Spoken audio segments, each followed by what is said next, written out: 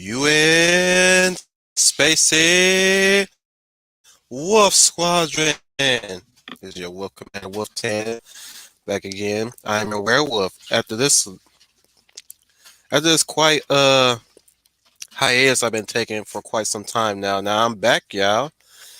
It's been a long time. I mean, yes, I had the rewatch with Owen, which kind of failed midway while we were into the Blade Trinity rewatch. His Blu-ray kind of conked out midway while we're in the middle of the film. But good news on that, he has gotten himself a new Blu-ray. I don't know what rewatch we're gonna do. We might come back to Blade Trinity, maybe. I don't know. But as always, rewatches and we watches are until further notice for the update for anybody who's been wondering about that. If you guys have ever been wondering about that. Also coming up, guys, the Q&A Thursday stream is this Thursday. So let it be known. Write your questions down. You got all the time in the world. If you guys are attending, please keep your questions. Also, list some topics that you want me to cover in any future WCR episodes. So please do that if you guys are still attending, still here on YouTube, considering what's been happening recently, still here on YouTube, and still consider following me and continue to watch any of my streams. Let me welcome everybody so far with Brian Gilmar with quite the comment. Oh, this is gonna be good. Dr. Y, I think you are not now, I believe you're a regular here too. I'm not sure if this is your first time or not. You let me know in the comments. Remind me if this is not your first time. We have the Lady of Valor, Leia Plus Size, saying hello and good afternoon to all. And Matt Nuiz is here as well. Welcome him to the chat, everyone. Oh, your ears do not deceive you. Leia Plus Size has a title now. She is now the Lady of Valor. So you know me as the Wolf Commander. You know Owen as the Guyver Patriot. You also know Ivan as the Traveling Immaculate Scribe. Also, Brian Gil Martin is also a wingman, so he is the Maverick Hunter Saint. That is your call signs, everyone. I hope you guys like it. If you don't, you can always tell me what you would like to be called. Don't worry, guys. So yeah, you are a regular here, Dr. Y. Technically, if this is your second or third time, you now consider a regular. So, as what Brian Gilmar was saying, this is gonna be good. You see the title, everyone. You know what today's subject is: objectification in fiction, or at least objectification in everywhere, or at least what is considered to be objectifying and what is to be idealized.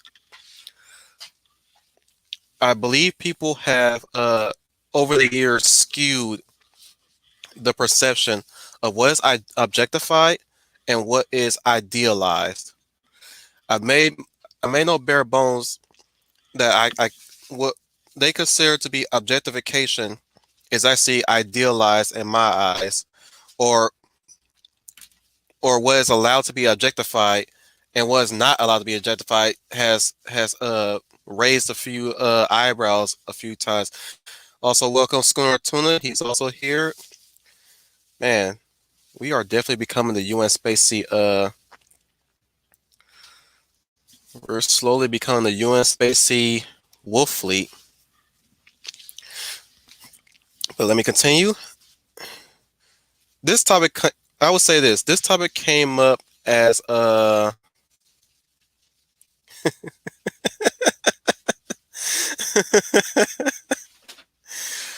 good.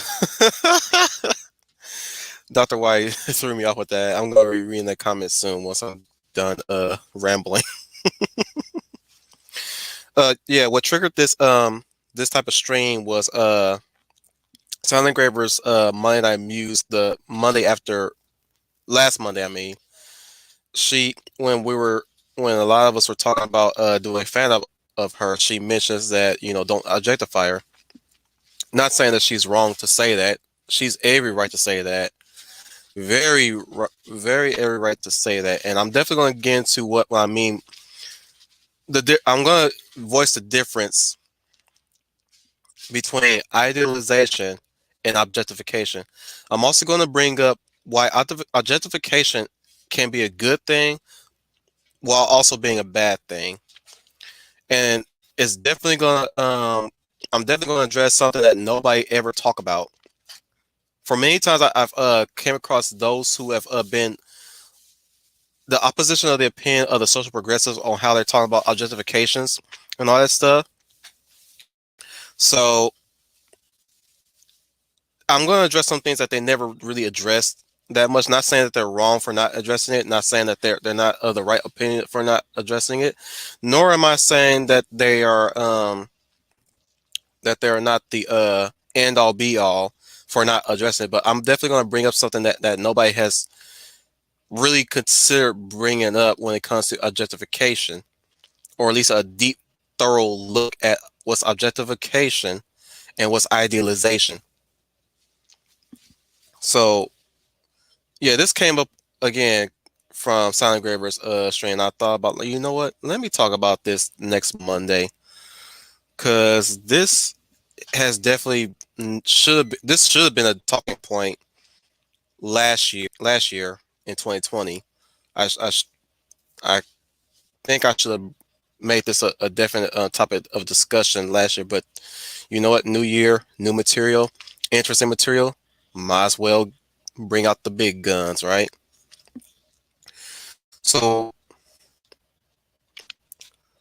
I'm going to try to explain the definitions between objectification and idealization as best I can, because I know that the professor has done a brilliant job at voicing the definition between the two, or at least inadvertently voicing the difference between the two when he's discussed his heroes and designing heroes, and how heroes are portrayed in mythology and storytelling, especially when it came to also citing RJ, the Fourth Age, bringing up these type of topics within within his videos.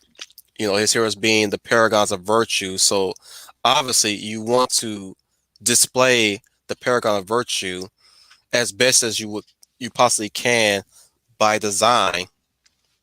I mean, you see it all the time when you look at the statues created by the Greeks, created by the Romans. They're idealized portrayals of what brilliance and magnificence is when it comes to Hercules. Strength. What is strength when you want to idealize strength? You want to portray it in a man that's in a muscular fashion, toned build, larger than life. When you want to present the pinnacle of beauty, if you will, you want to display, how should I say this? Hourglass, I guess. I mean, you can also make the one fit to tone. You also want to present the pinnacle of beauty, which is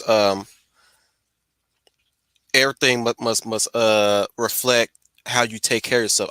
In fact, idealization rolls on to you as well if you want to be well perceived outside your bubble through the eyes of the outsider.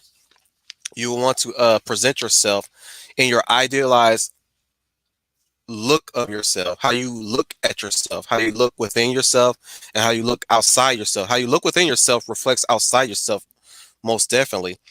So, say for instance, if you're going to work, ask yourself this: do you go in a man's uniform, or in the case of the feminine perspective here, do you go in a woman's uniform? Or do you go out looking like Breakfast Club?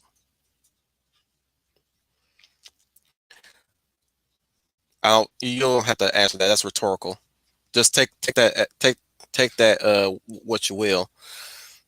How about you?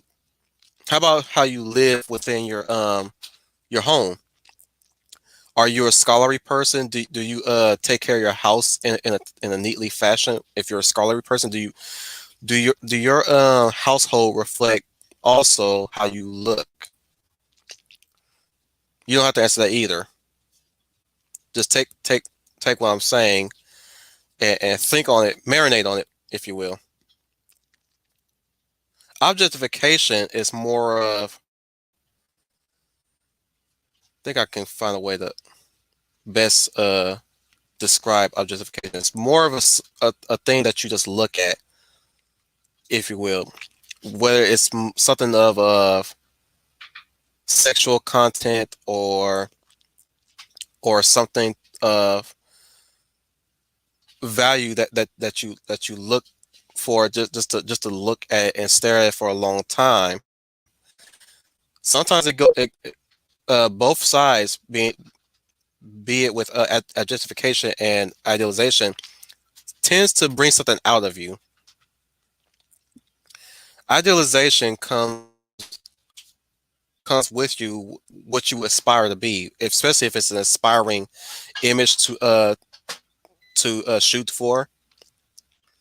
Objectification is more of a desire to fulfill at times. And yes, I do say that. I definitely do say it. It's something that a whole to feel. Objectification, like an object of desire, an object of passion, or an object of slight. So now that we I think I pretty much summed up the in I guess in simplest terms of the definitions of objectification and idealization. We seen we're beginning to see a lack of idealization and more of objectification. And what the social progressives are pushing in comics in any form of medium is the objectification of things that are that they want you to pay attention to. We have come to a point where they are trying to push people of different ethnicities because they are under this delusion that ethnic minorities have been completely underrepresented over the past few years, which is complete toss. Completely toss. I will say that. In my younger years, I have seen many representations of different ethnic groups, some good, some bad. Oftentimes, more good than bad. They also like to push this whole message of body positivity, and I'm saying that in quotes, in huge quotes, by the way. But they're pushing what they're pushing as objectification of people's deep-seated issues, if you will, be it physical, mental, spiritual, what have you. It's really scary how they're really trying to condition us to really look at these poor aspects of the human condition and find it very they try to make it look appealing, if you will. They're trying to make it look desirable. They're trying to say that they're trying to push an ideology. Yes, they are. They're confusing ideology with idealization, and they're trying to idealize terrible, terrible life choices as the idealization of the human condition. And if you ask me, I will tell you this right now.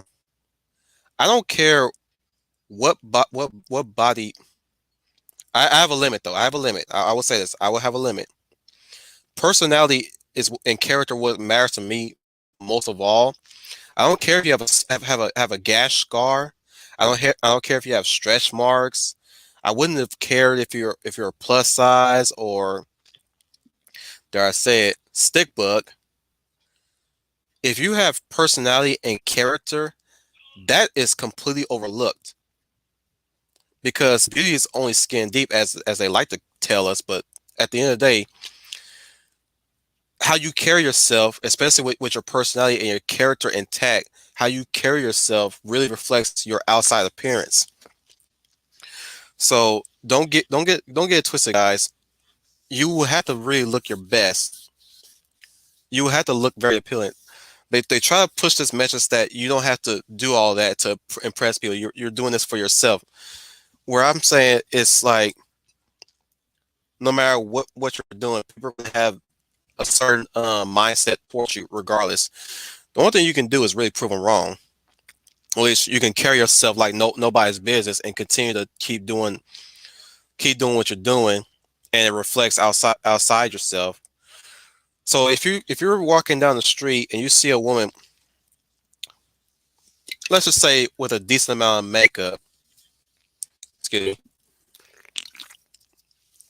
whereas probably very pricey dresses, pricey shoes, carrying on a very pricey purse, you can almost say that they kind of carry themselves in a more fashionable sense.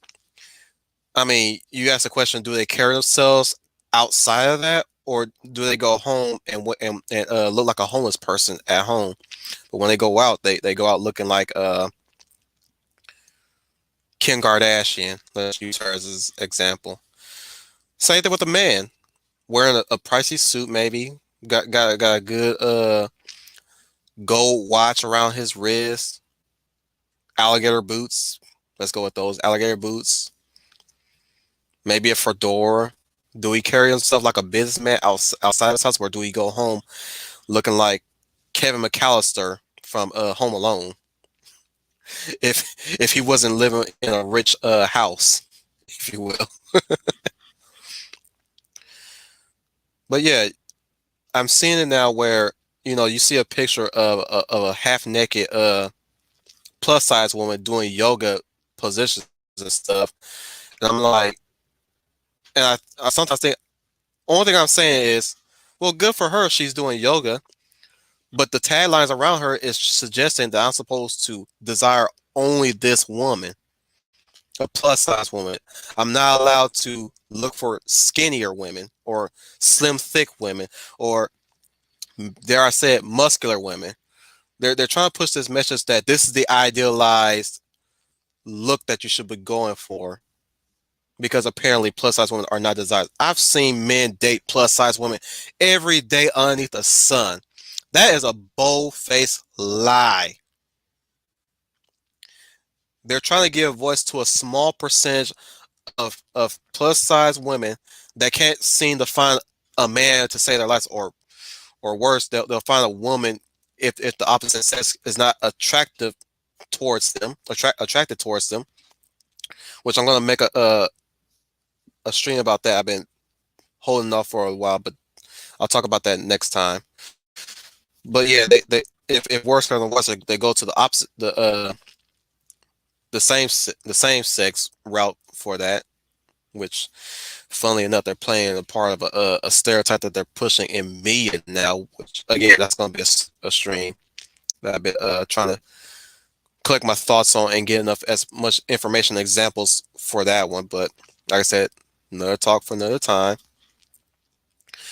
uh they're objectifying also mental illness and other health issues that go that apparently goes ignored, if you will. They're trying to appeal to the crazy and deranged mob. They're appealing to to a certain demographic as well in that department that you're supposed to. Well, I'm saying they're telling us that you're supposed to like a crazy person. You're supposed to like dysfunction. You're supposed to be accepting of somebody's shortcomings, even if it might get you killed. That is dangerous rhetoric that they're pushing, and I'm sure that because of that, there's been a huge number of murders and terrible crimes happening because somebody apparently did somebody who was not right in the head, or at least a sociopath, or at worst, a psychopath that just have no cares within them. They also objectify sexuality now, but at the same time trying to restrict the sexuality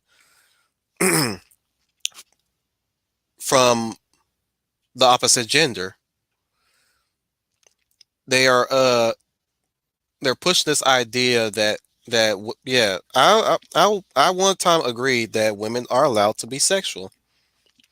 I'm open to that. Like they are allowed to express their sexual freedom.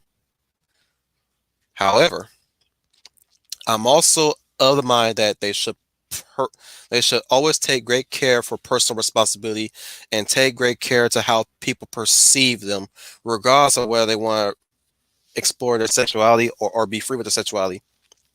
It's funny that they put so much burdens on women to be this and that, to a point of making them looking like men, to make them wear baggy clothes to hide their feminine features, to tell women to not be feminine, but are okay with men being masculine when they can control it. Of course, you know you've seen so much of this in the past 4 years that they allow men to be masculine and muscular when they can control it. Yeah, men are allowed to be muscular, but then they try to put them in dad bots nowadays. They're trying to objectify the dad bot dudes too.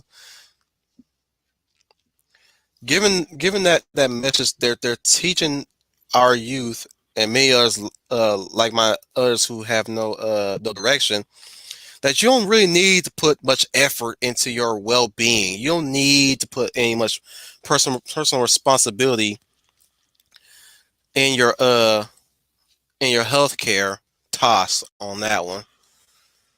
I tell you right now, guys. I'm gonna tell you right now. Last year was the wake up call when the crisis happened and my work went on lockdown. First thing I did was start doing push ups. I started doing sit ups. I started doing squats. I went out for walks. I'm gonna tell you right now, my wife cannot keep her hands off me. The way how I've conditioned my body, the way how I've idealized my body thus far.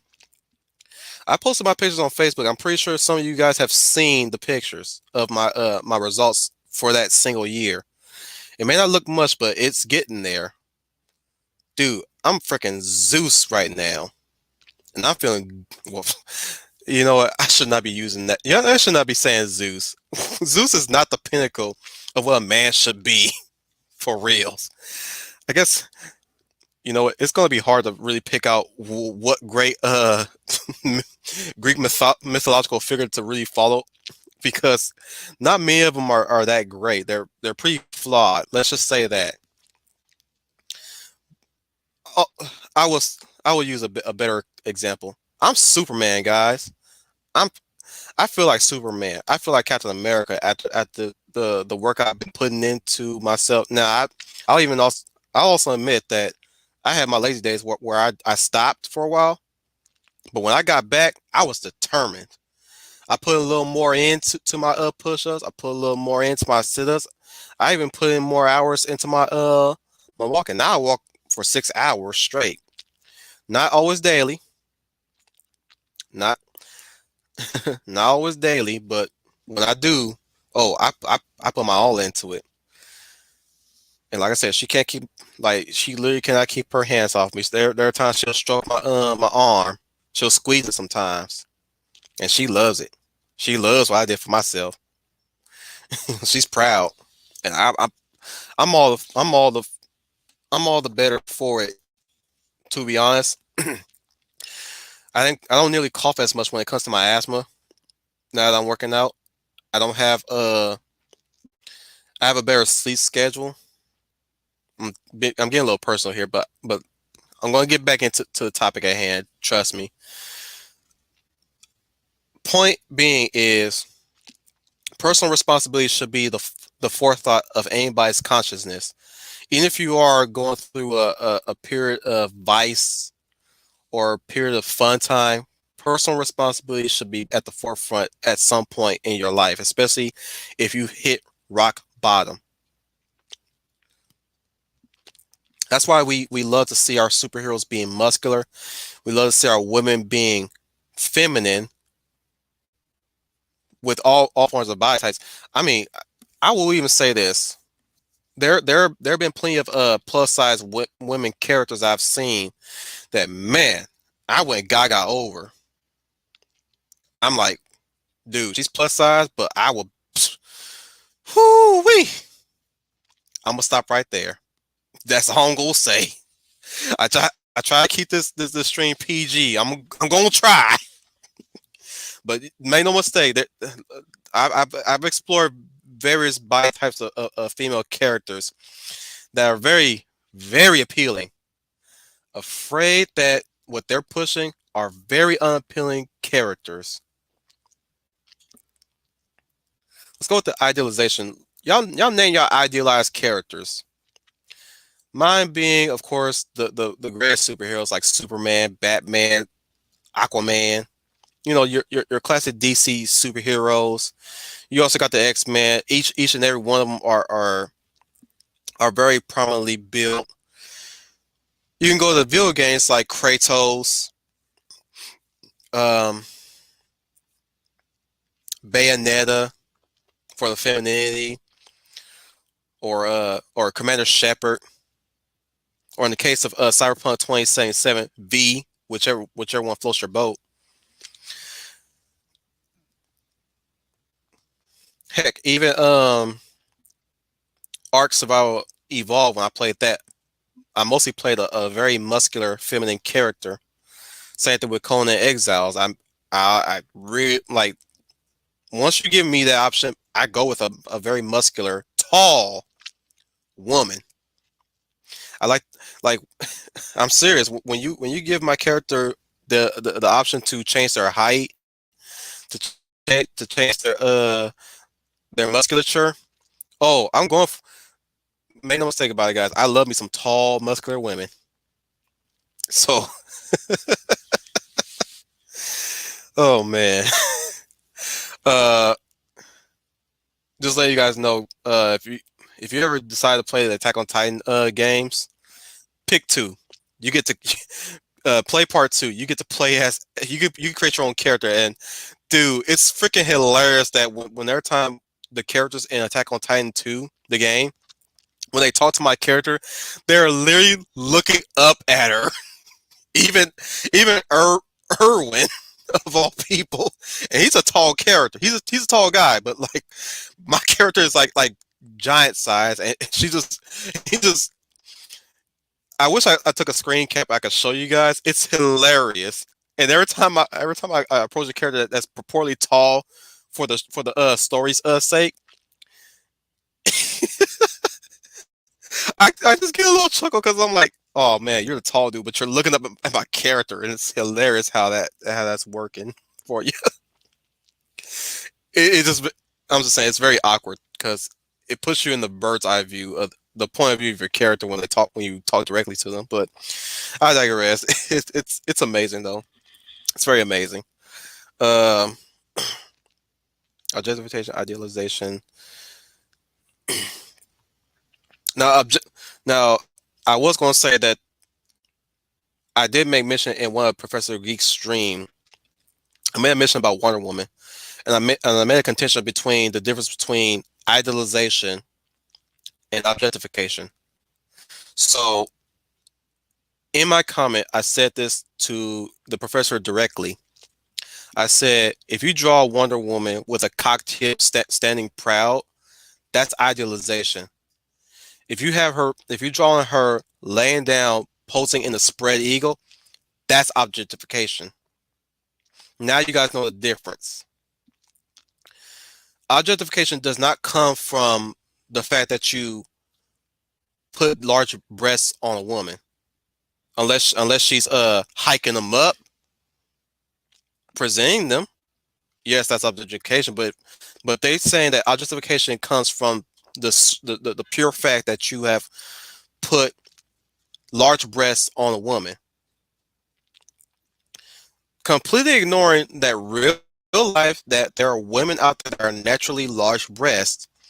Now, on contention, there's been a lot of women that have modifications to their breasts to completely misrepresent naturally large breast women, because now everybody assumes that the breasts are fake now, or at least they can't tell the difference between the fake breast and the real breast. Take uh you know what, I know I'm not even gonna bring her in there because they're good people and I don't want to bring them in there, but let me skip somewhere. Yeah, or you give the character a large buttocks. That's apparently objectification. Now it can be if you got her spraying her butt cheeks. Yes, if she's presenting them in a way of you know, she's daring you to touch it. Yeah, that could be the objectification. But she just solely stand there and the and the camera is facing in her direction, but she's standing in such a way that she's like proud or strong. That's not objectification, that's idealization. Now, if the person looks at her butt cheeks, that's on the person themselves, but that doesn't really devalue the posture that you want to put the character in. You're putting the character in a sense of determination, especially if the person is standing and the camera's facing them and they're standing in a pose that's heroic. What's to say about the men if when you put them in the exact same position? Are they also being objectified? Because women look at men's butts too. And don't y'all lie. Don't you lie. I've heard many of women conversations about men's buttocks. Trust me. But yeah, they try the objectification of men to focus solely on the objectification of women, which is terrible. You cannot have it both ways. You gotta look at both directions, guys. And I'm speaking towards the social progressive, not towards the chat. And I'm also saying this to keep in mind of how you decided to draw your characters. If you guys are artists in the chat, if you want to draw your female characters, and if you're really afraid of objectifying them, think about it like this. If you want to present your character in a heroic pose, of course you're gonna put them in a heroic pose. But if you want them to just be sexual, yeah, that's all on you if you want to do that. But the thing is that it can come in two flavors when you want them to be sexual, not sexualized, mind you. I'm not saying sexualized, sexual. There's a difference also in that regard. Being sexual meaning they're posed in such a way, like let's use this as an example. The pinup pictures, pinup poses, like Bay Page. Let's take her for example. Bay Page, the way how she posed in those pinups, nude or otherwise, they're both sexual, not sexualized. They're also idealized, but not objectified. You get what I'm saying? I know you guys do, but I'm just forced to have it.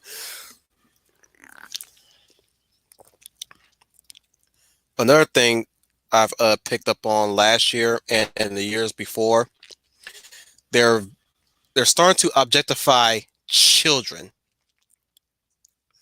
and more so than what you're thinking when I'm saying that.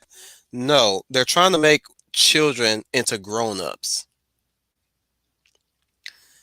either in a sexualized way or an adult way. They're trying to make the children grow up fast so they can prop them up like figureheads.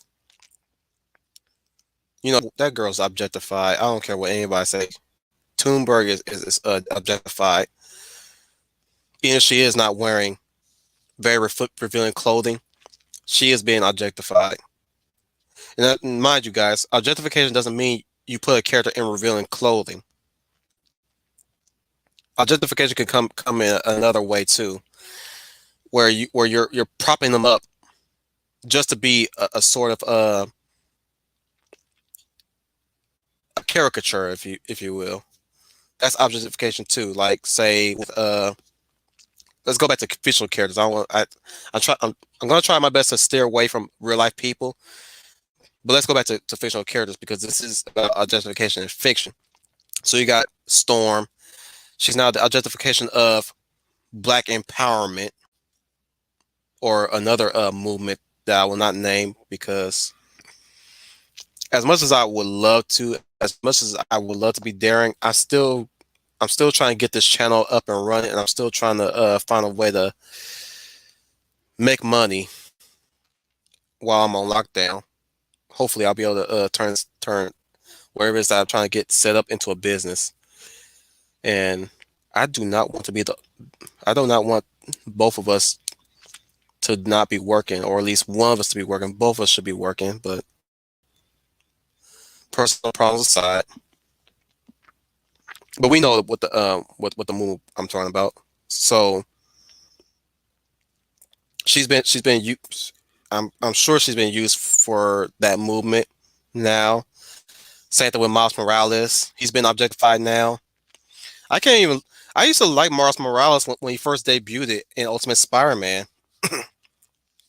Now I can't look at him the same way anymore because he's been objectified as a beacon of a certain movement. Black Panther always get that same treatment, but thankfully, well, sadly, our real T'Challa has passed last year. So Black Panther has been spared, and at the risk of sounding like I'm glad, sound that I'm actually okay with somebody dying, I really am not okay with Chadwick Boseman passing. I'm still grieving over that man's death. But sadly, I have to say that because of that, T'Challa's been spared. Everybody. Now Shuri, I'm actually worried about. Shuri definitely, I'm definitely worried about because they're trying to prop her up now to be the next Black Panther, which it's not going to work in the Marvel universe.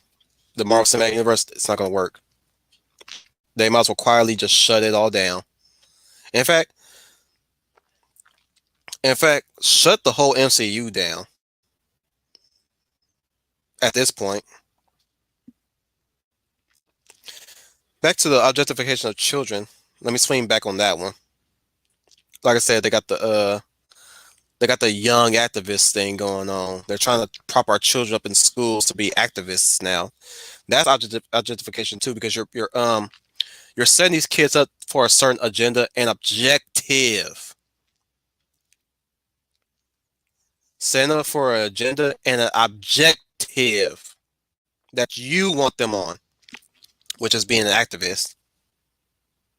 You can know if I'm glitching out or anything, or the stream is buffering, because lately I've been noticing in certain streams that I've been in, there have been quite some buffers here and there, but it seems like I've been running smoothly, so I'm seeing your guys' chats coming in like maybe it's because this new laptop I got. I don't know. This is a new laptop, by the way, guys, so I mean, that's another reason why I started streaming today. I've been really dying to see how StreamYard handles this laptop. Because my old laptop was not that bad, not not bad per se. But I'm looking at my StreamYard,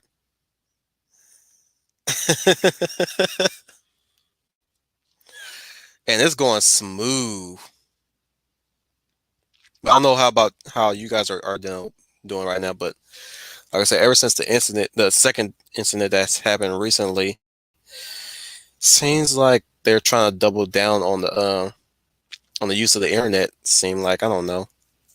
It's weird, but yeah, uh, we're at the 40 mark. So let me stop to read your comments. I need to take a break on my voice. You guys give me some impressions too while you're at it. I know you guys have been missing the impressions that I've been wanting to do. And please, please, please, please, please, please, please put the names of the characters next to the quote. Please do that. Oh, y'all been saying a lot.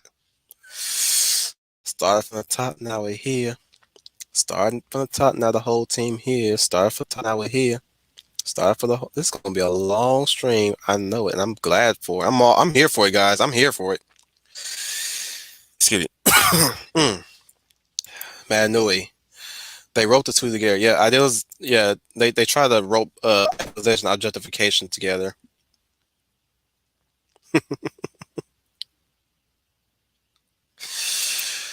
Dr. White for his call sign for the UN Spacey Wolf Fleet.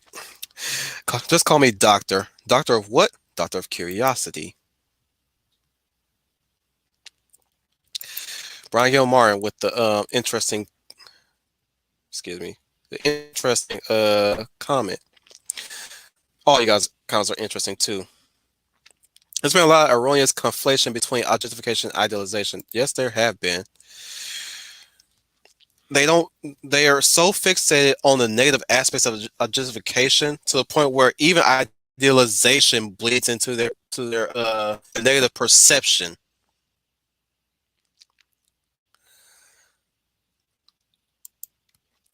Dr. White again. Idealization greater than objectification. Like I said, I'm gonna bring up a positive about objectification, but you are right. You want to strive for objectification. Objectification. You want us. Sorry, you want to aspire to idealization than objectification solely because idealization is what brings out the best part of you than the worst part of you. Now, objectification brings out the desire of you, which can border on a bad thing. But objectification can also mean that you're being the object of somebody's uh I'm not really selling this. I'm gonna quit while I'm ahead. Manui. I guess objectification is similar to flammerization as it effectively boils something down to a single aspect. That is true. Now, I don't really have the biggest details onto what flammerization is, other than it's reducing the character to a negative trait that the character had that nobody really cared about, but they've inflated that negative character trait, turned them into a caricature.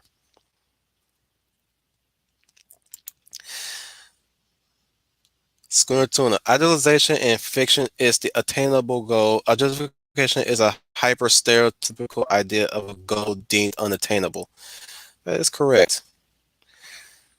You don't want to do that. You don't want to try to go for the unattainable. What you want to do is go for the one that you can strive to work hard to.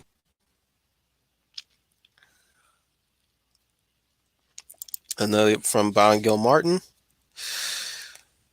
Idealization shows that you can be if you put what you can be if you put out the effort. Objectification is somehow much more shallow. Sadly, that is the truth about objectification. And what's worse is that people, even though people are trying to shame others for looking at was quote unquote the object of a desire or sexuality or sexual gratification, they're still reveling in it.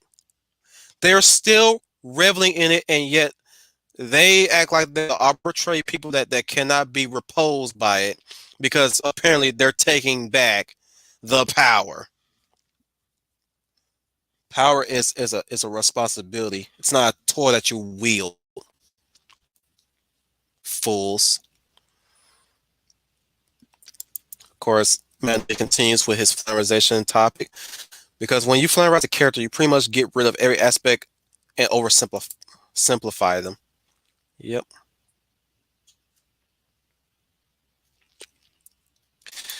From the Lay's perspective, as a full figure woman by idea of body positivity is not what cancel culture thinks it is. Yeah, I will have to mention this that me and Leia Plus Size have had a small discussion about body positivity, and she is exactly right about what they think is body positivity, which is you looking like a lamb whale or you looking like a skinny stick. That's not body positivity. Body positivity, or at least body acceptance, is what you're willing to accept and work with your body, or at least you're able to work with what it is that your body is lacking, or you build up what your body is lacking. So say for instance, if you're skinny,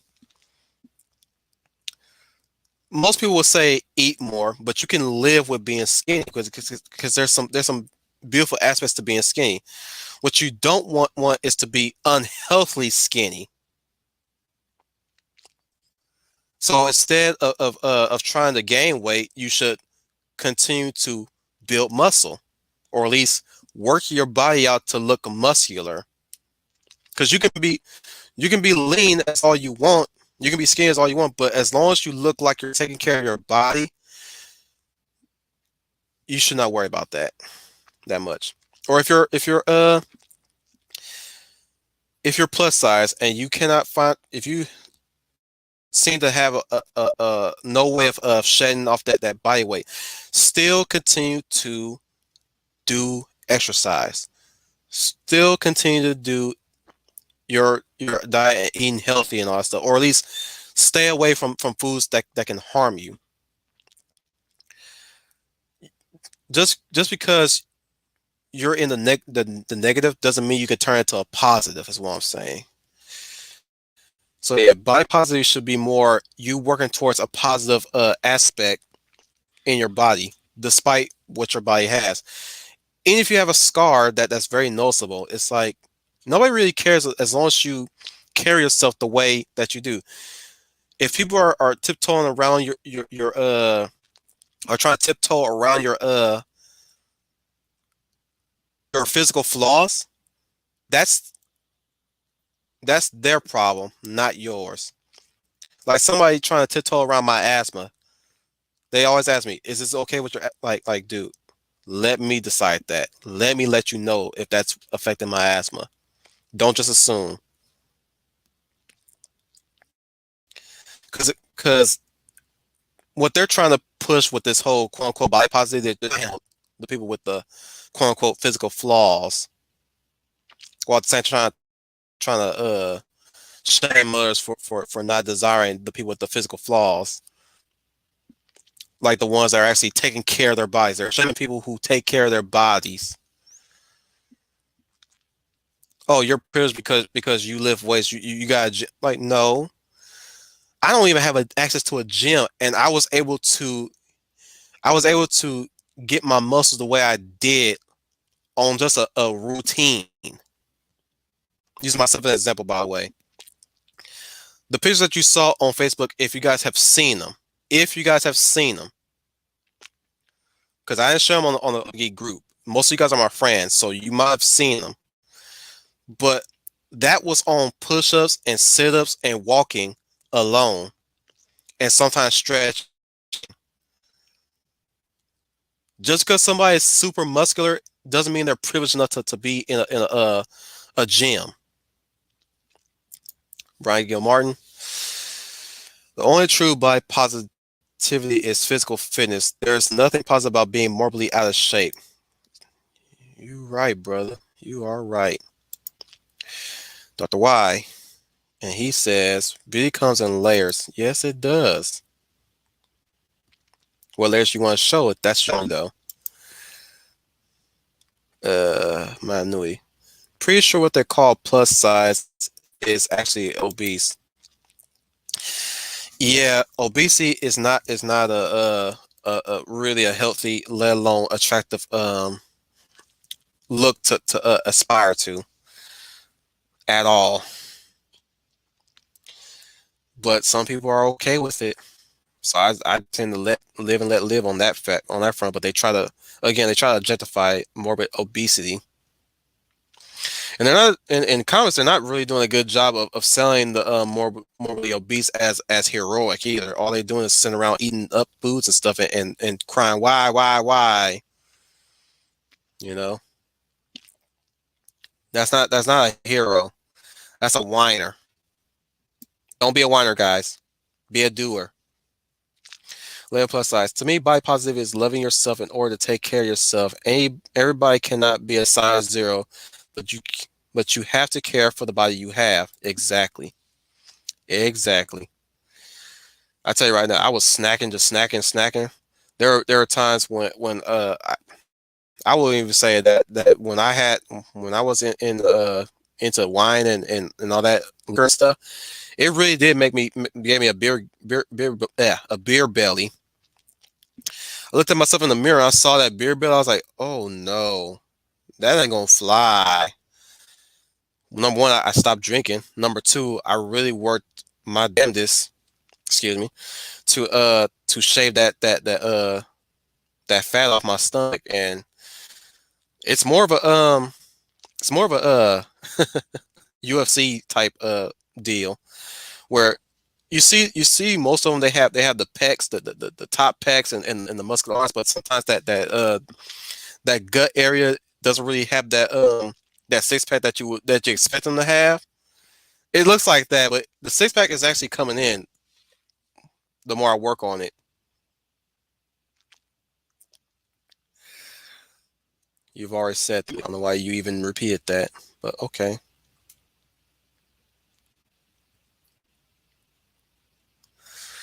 That's between you and leg plus size, so I'll leave it at that.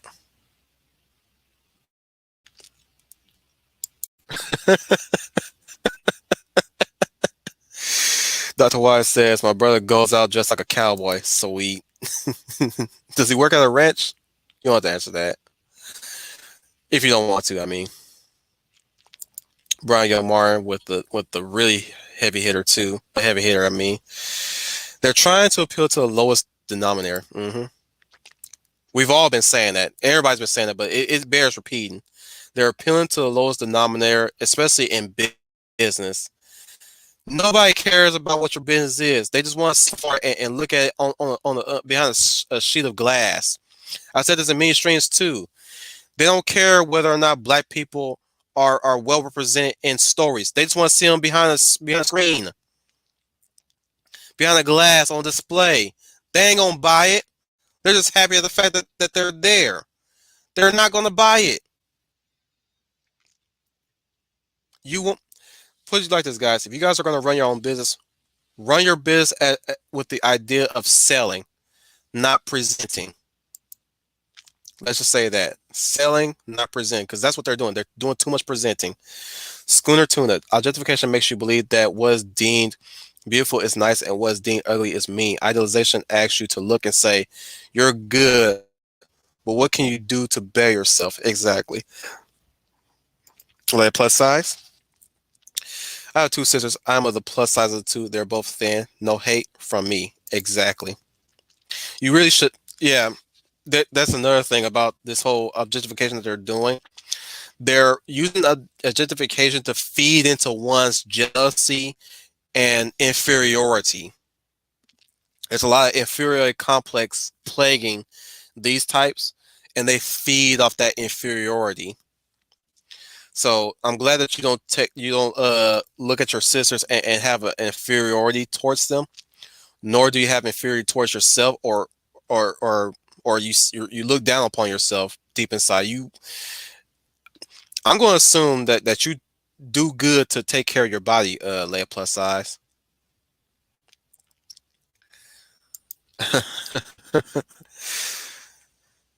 Now I'm daring to say this one. Feminism is transphobic. It's true. There's turfs out there. Lots of turfs out there.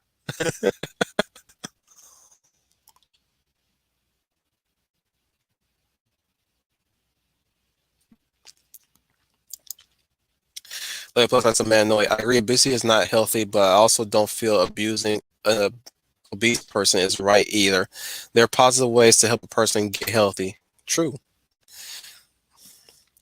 We're in a shame culture right now, guys, and we do need shame, but we have to be very careful on how we shame and what we do to shame and who we do to shame too. We got to be very careful. I'm not encouraging that you shame everybody or shame the social progressives or anything like that. Shame when it counts is what I'm saying, but don't go on a witch hunt on them. And not everybody's experience is the exact same. So do your if anything, let me recheck what I'm saying. Don't shame, be kind. Yeah, don't shame, be kind. Try your best to be kind, but be ready to defend yourself too, because they can take your kindness for weakness. They feed off of that idea that kindness is weakness. So be careful of that. But those who are not of that mind and are in a bad spot in their life, do your best to issue your kindness to them. Don't be quick to shame them. If they're pushing that message, quietly walk away if you can.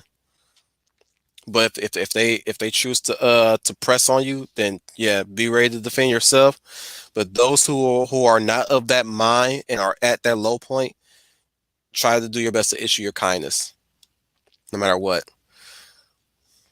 because we're gonna need it for this year and the next year. Time will tell what's going to go on this whole year. You heard that. Brian Gilmartin, this need to downplay the feminine form sounds a lot like what goes on in the Middle East. Where do you think they got it from? Why do you think they want women to cover up more? Why do you see them in suits more, if to be more frank, rather than dresses? They got it from the Middle Easterns. Now it's not the same, but it's similar.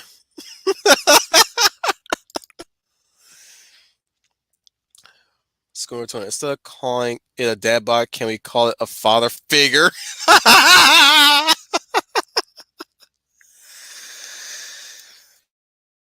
Dr. Y. Modern sorry, let me slow down my brain real quick. Modern ideology is cognitive dissonance. Dissonance. Sorry, dissonance. Brian is feeding off of Schooner's comment there.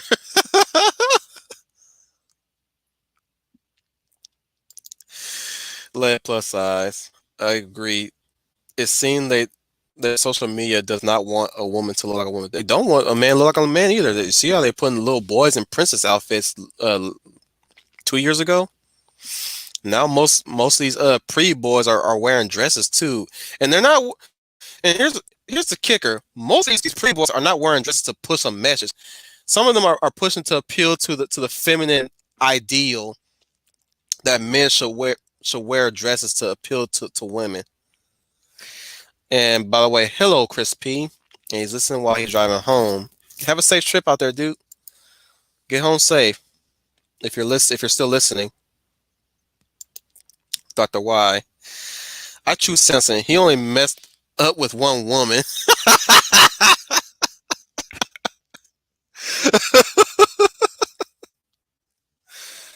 I know I said I'm an atheist, but I have read the Bible. I know what he means. Brian Gil Martin. I did 10 reps of 250-pound deadlift with a Smith machine over the weekend. FYI, I'm 135 pounds. Dude, I'm just about the same pounds, but my weight fluctuates every time I do something different with my body. Sometimes it's 155, sometimes it's 135, other times it's 145. I gave up on the weight scale long time ago. After that, I was like looking at, I was like, wait. At first, I was 135 pounds. Then I went to the doctor. It says I'm 145. Then I get on the scale one time again, and I'm 155. I'm like, you know what? I give up. I'm gonna stick at 145. That's my default weight. There we go. Simple. Manually to leg plus size. No, what I mean is most of what the body positive movement keeps calling plus size is usually just obesity. It's like what now I'm gonna bring her name in. Cat Roach said land whales.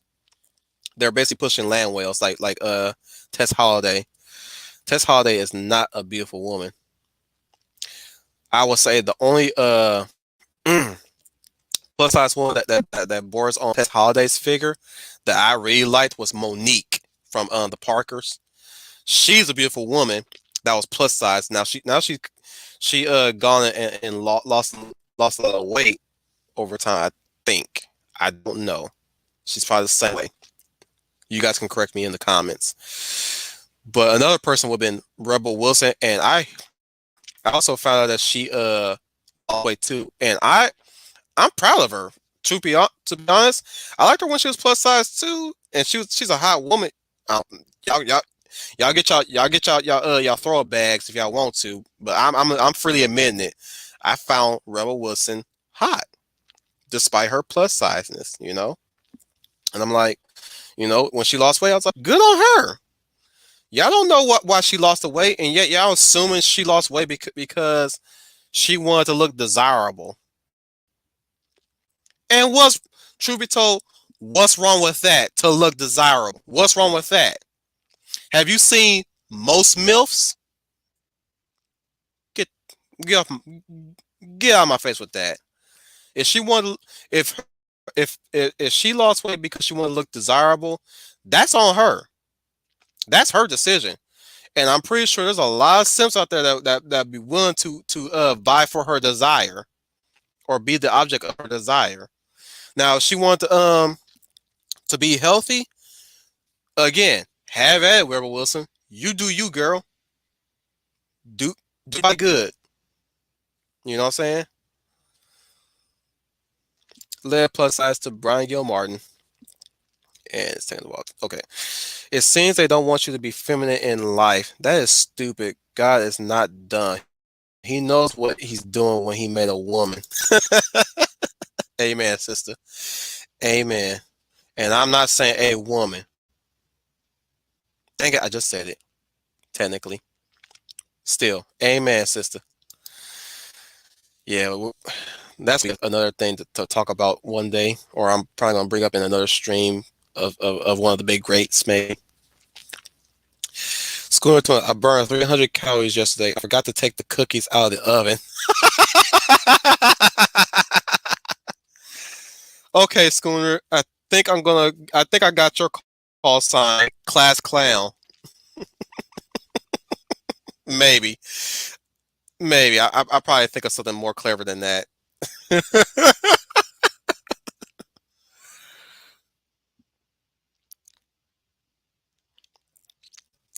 Manually, listen to what Leia Plus Size is saying, by the way.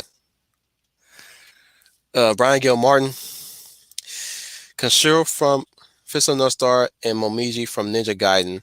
You talking about your idealized characters? Okay, dude. I'll tell you right now. I like posing as I like doing Kenshiro poses.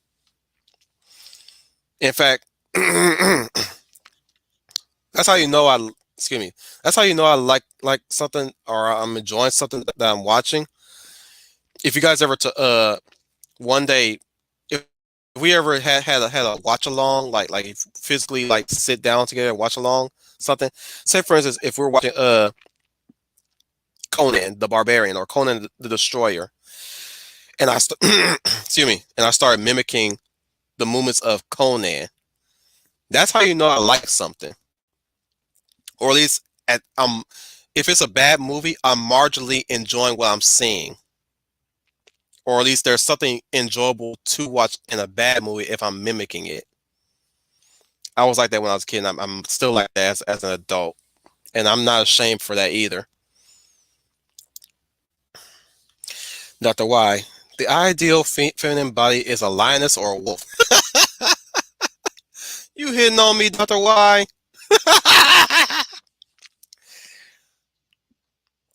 he says. He also says the feminazi ideal body is a hyena. You know something? Going back to referencing Kat Rocha from along with Jay Cheryl Finney, she made mention in one stream. This was last year. She made mention about hyenas, a hyena pride. That's a dude. That's what matriarchy looks like. The females are in control. The males are subservient, regardless. They the males are subservient to the females. They have a queen at the top, and each female is a princess. You kill the queen in that matriarchy, and they sooner either kill or chase off the princess. The females, I mean. At least the clutch that comes from the dominant female that takes the place. It's almost similar to the lions, but in a female way. And boys, a lot. They're another fun fact. They're one of the few animals that are born with their eyes open, and they're born with huge amounts of estrogen. So they leave the womb fighting each other as pups. They fight badly too. Goodness, I miss Animal Planet. Remember when Animal Planet was great? Yeah, good times. Leia plus size. Oh, speaking as a woman, and I will keep it clean. My man, Steve Rogers' body. I mean, Chris Evans bringing down that copter in Captain America. Oh, sweet Lord. I'm not gonna lie.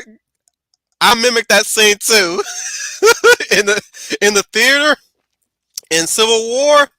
I did that pose too in the theater. My wife looked at me. She smiled.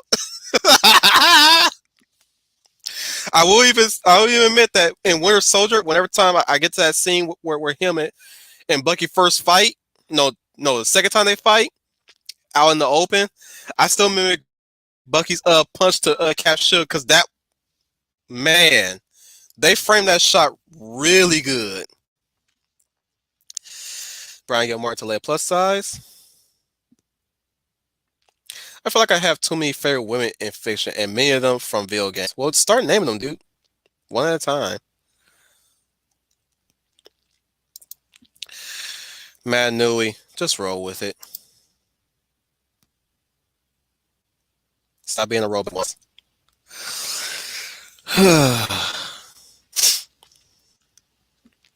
Again, from Lane Plus Size, I'm not choosing favorites, guys. I'm trying to get through as much of your comments as I can. She says to Brian Gilmore, "That's okay. All mine are from movies, books, films. So me too." Mm-hmm.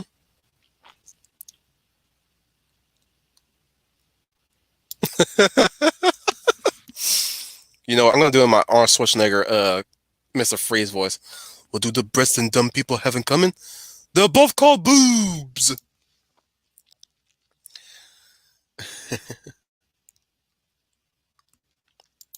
Schooner Tuna. My idealized heroes are minus the DC / Marvel versus the Beauty and the Beast, Katniss. Sorry, let me start that over. My idealized heroes are minus the DC / Marvel versus the Beast, Beauty and the Beast, Katniss Everdeen, Luke Skywalker, and even Cinderella, to name a few.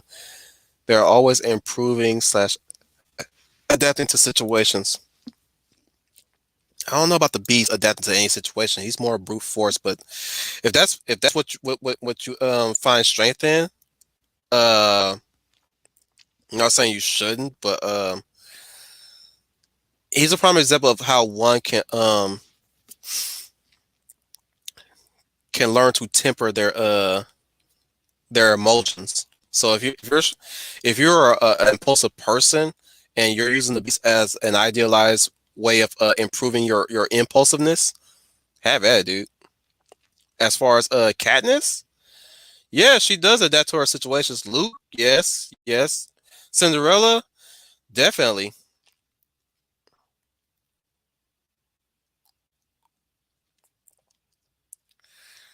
You do, Matanui. You do have heroes. You have the Toa. Those are your heroes.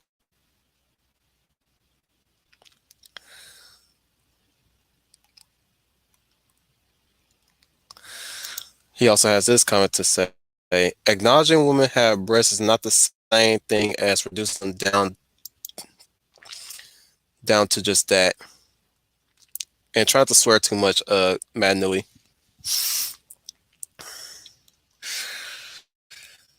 Try to keep it. Scortuna.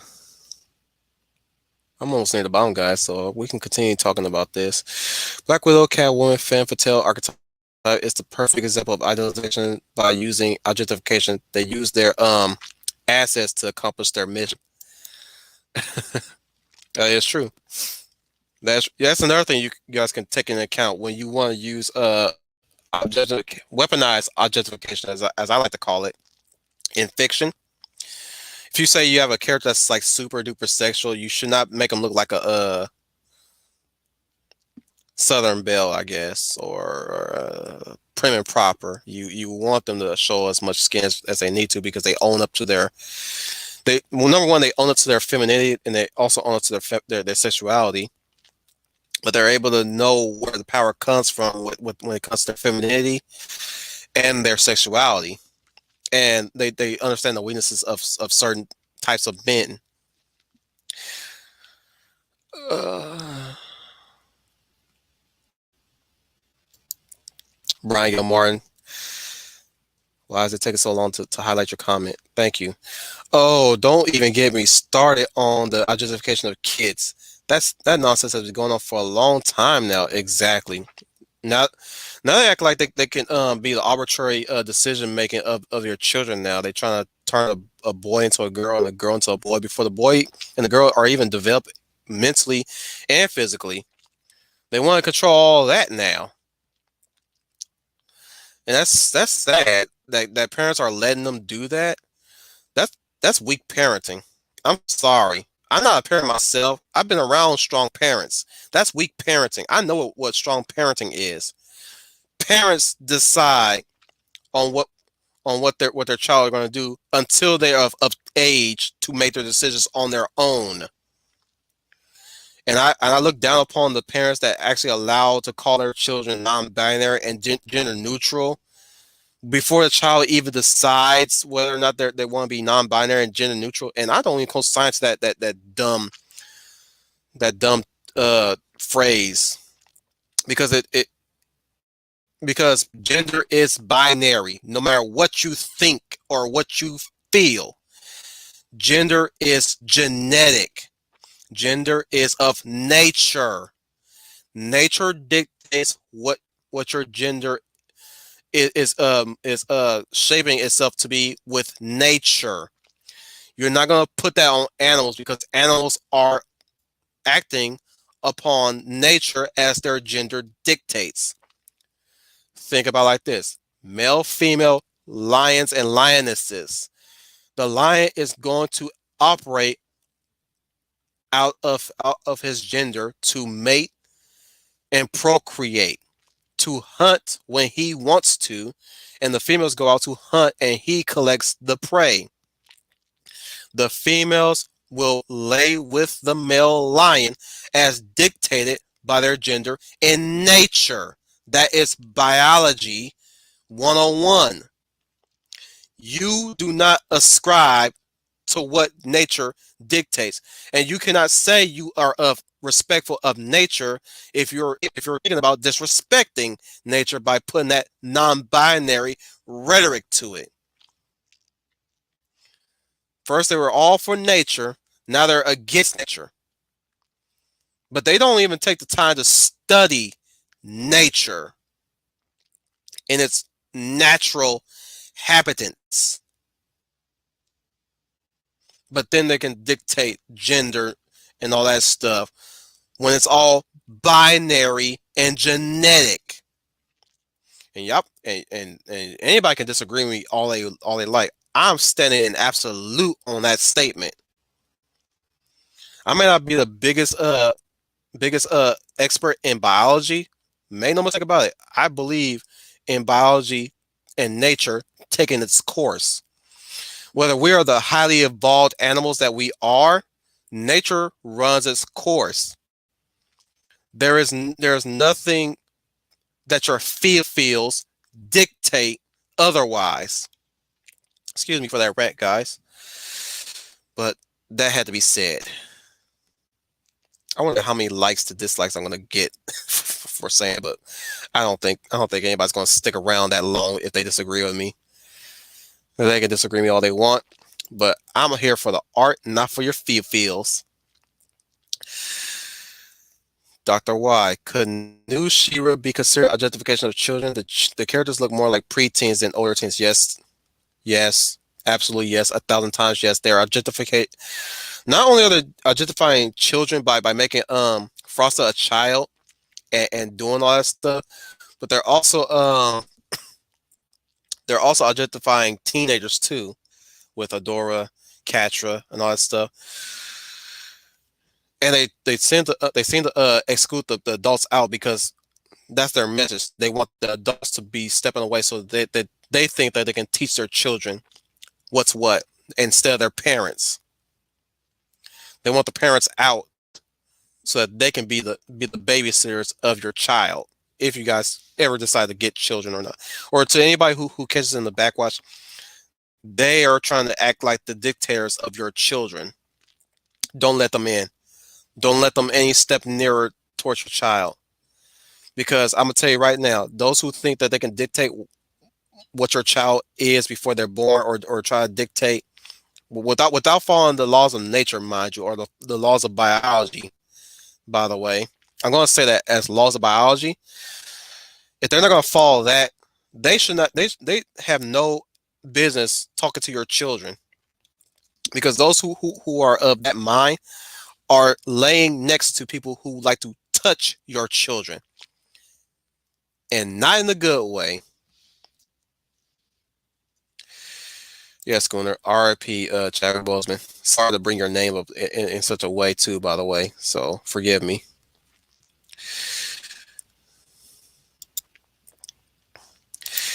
The thing is, Manui, he can still work on his own. The problem is that they're trying to prop him up to be the main Spider-Man and not Peter Parker because he's black.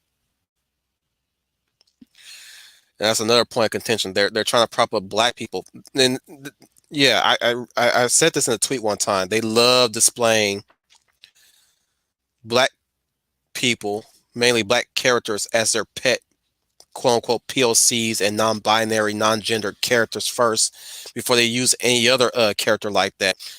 When every time they try to push a new message or a new ideology, there's always a black person in the forefront pushing that message. And I'm not all for that. We see it with the High Republic, by the way. That's what they're doing. And it's funny because the author is a black person too, so make of that what you will. House Negro.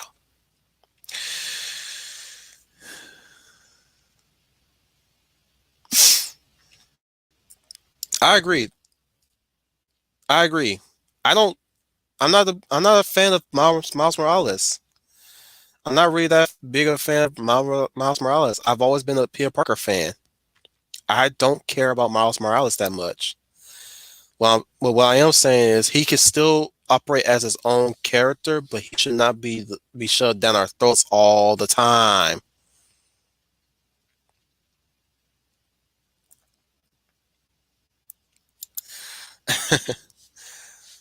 Schooner Tuna again with the jokes. They may as well call the MCU later.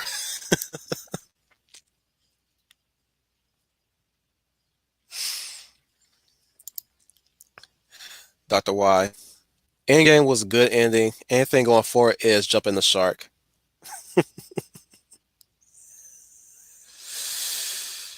Arthur Jr. is here. Welcome everybody. RK Barnes is also here. Welcome, welcome. The chat jumped down. I caught them. Oh my goodness, you guys been talking while I've been scrolling down these comments. Oh, I'm gonna be working. Got me working day and night. Working day and night. Ooh, where did it start? Oh my goodness, I gotta keep going. Okay, now, now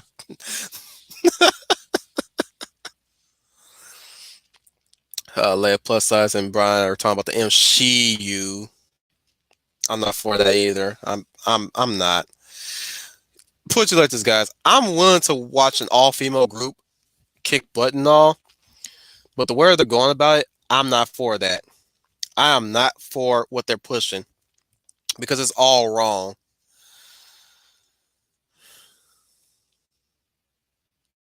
Which no, actually, I'm gonna bring that up when I get to it in the stream in the future. But I'm gonna bring that up though. But yeah,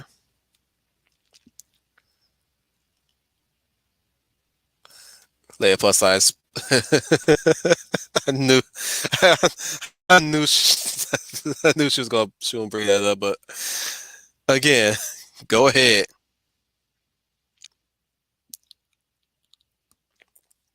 I agree, with Matt Nui about the about where MCU is going. I was gonna say that in matches gaming stream, but I was having connection problems for some reason that time.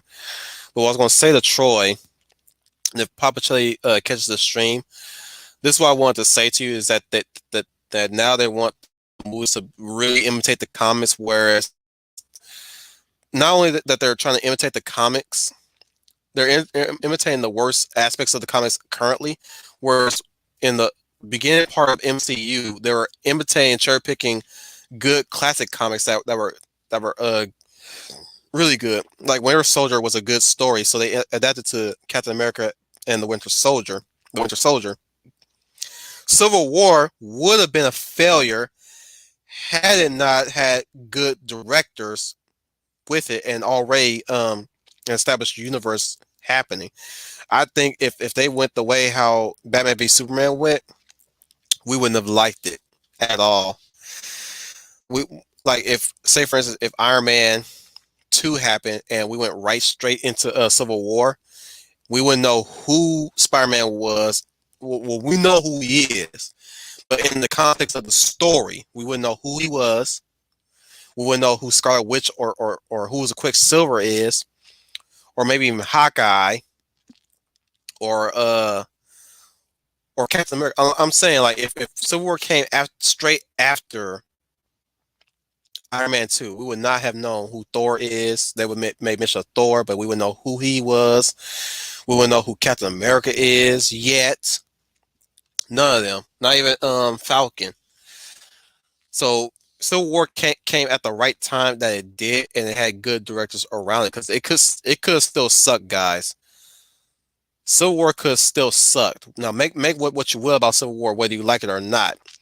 Civil War was a successful movie more so than Batman v Superman, but it somehow worked, and I was dreading it when it was announced because I knew the contention towards the Civil War event in Marvel Comics current at the time. By the time that event was done, I was like, "Oh no, no, don't do that. Don't do Civil War." But then when I saw the trailer, I was like, "Huh, okay." You know, and I finally saw, I was like, "That was absolutely the most greatest crossover movie I've ever watched." Wow. But I digress.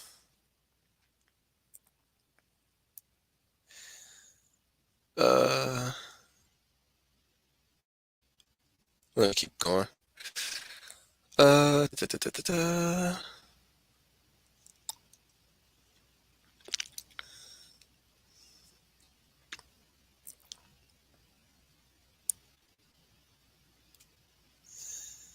I like that. I'm pausing because trying to pick which one I want to read. Sorry guys, I don't mean to be picky. It's going to the plus exactly. I mean, for crying out loud, he kept his inner secret because he knew how important not just to Black Panther was, but also MCU as a whole. Oh, y'all still talking about T'Challa, or at least Chadwick Boseman in his passing. But yeah, he's a trooper. He's a real trooper, unlike most actors.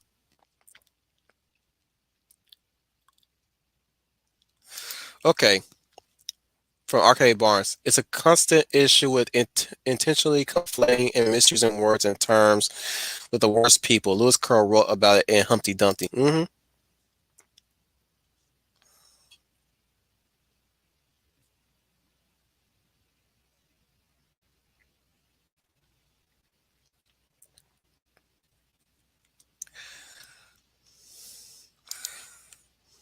Again, from Arcade Barnes, body positivity is being comfortable with your body, but you still should be motivated to stay healthy. It should not encourage entropy. Exactly. Dr. Y. Is it such a crime to replace the actor? No, it's not. I used to be firmly against replacing the actors. Like I'll even level with you guys. I did not like originally. I did not like Maggie Gyllenhaal as Rachel Dawes in Dark Knight because I was still okay with Katie Holmes being Rachel Dawes. But over time, after multiple watches, yeah, like even though I accepted the fact that Maggie Gyllenhaal was the better actress than Katie Holmes, I was more of I'm more of a appearance guy. So whoever came first, that's how I recognized them in that role. Like say for instance with Don Cheadle and Terrence Howard with War Machine.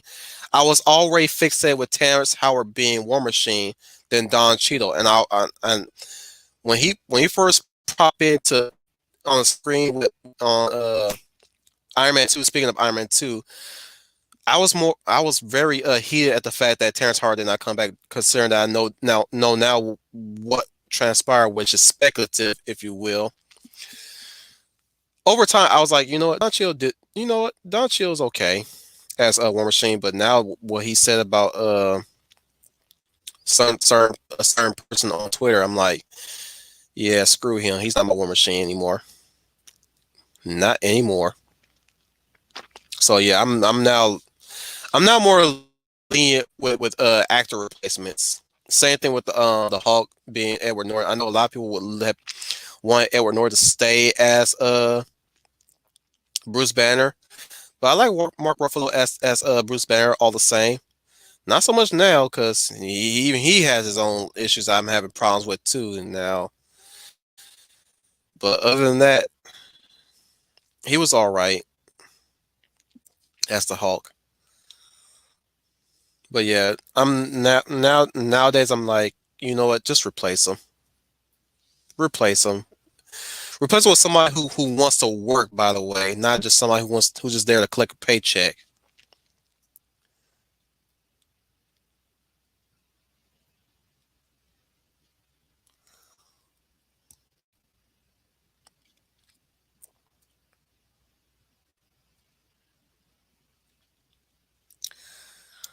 Let plus size to arcade bars. I agree. There are some that think because we're plus size women, we don't work out or care for ourselves. Wrong.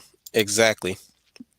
And I gotta say, I did make mention about me being an artist, and at I stare at I study. Excuse me. I study a lot of body structures just to get an idea of what body I want to put onto my characters. I'll tell you right now, plus size women can look sexy. Trust me. The problem with social progressives when they try to push plus size women, they make them look undesirable. They make them look unappealing, unpleasing to the eyes. I hate that. Don't look. If you're gonna push plus size women, don't make them look ugly. Don't make them look nasty. And trust me, there's a lot of plus size women out there that got it. Like when I say got it, they know they're beautiful. They have this confidence about them. And I look at them like, you got it, girl. You got it. And you know you got it. Some of these models, I'm like, you got it, girl. And you know you got it. And nobody ain't gonna tell you otherwise. So yeah. I'm gonna stop now because I still have a wife.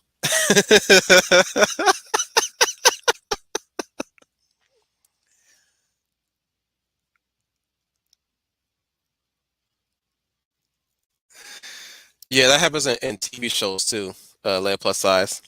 A lot of TV shows and and you keep exercising, girl. Keep going. Keep doing you is what I'm saying. Excuse me, my asthma's kicking up a bit, but I can soldier on. It's not that bad. Don't worry, guys. I'm not gonna have a heart attack on screen. Let me cycle through your comments real quick, guys.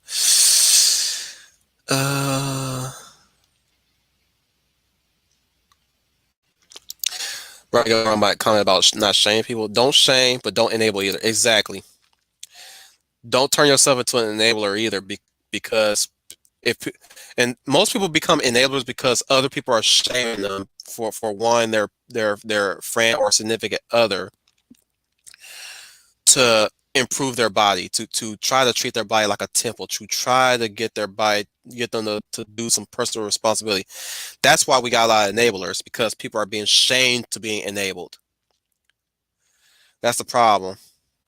That's where it got out of hand, because you hear how people say, "Oh, you should not punish your child. Don't spank your child."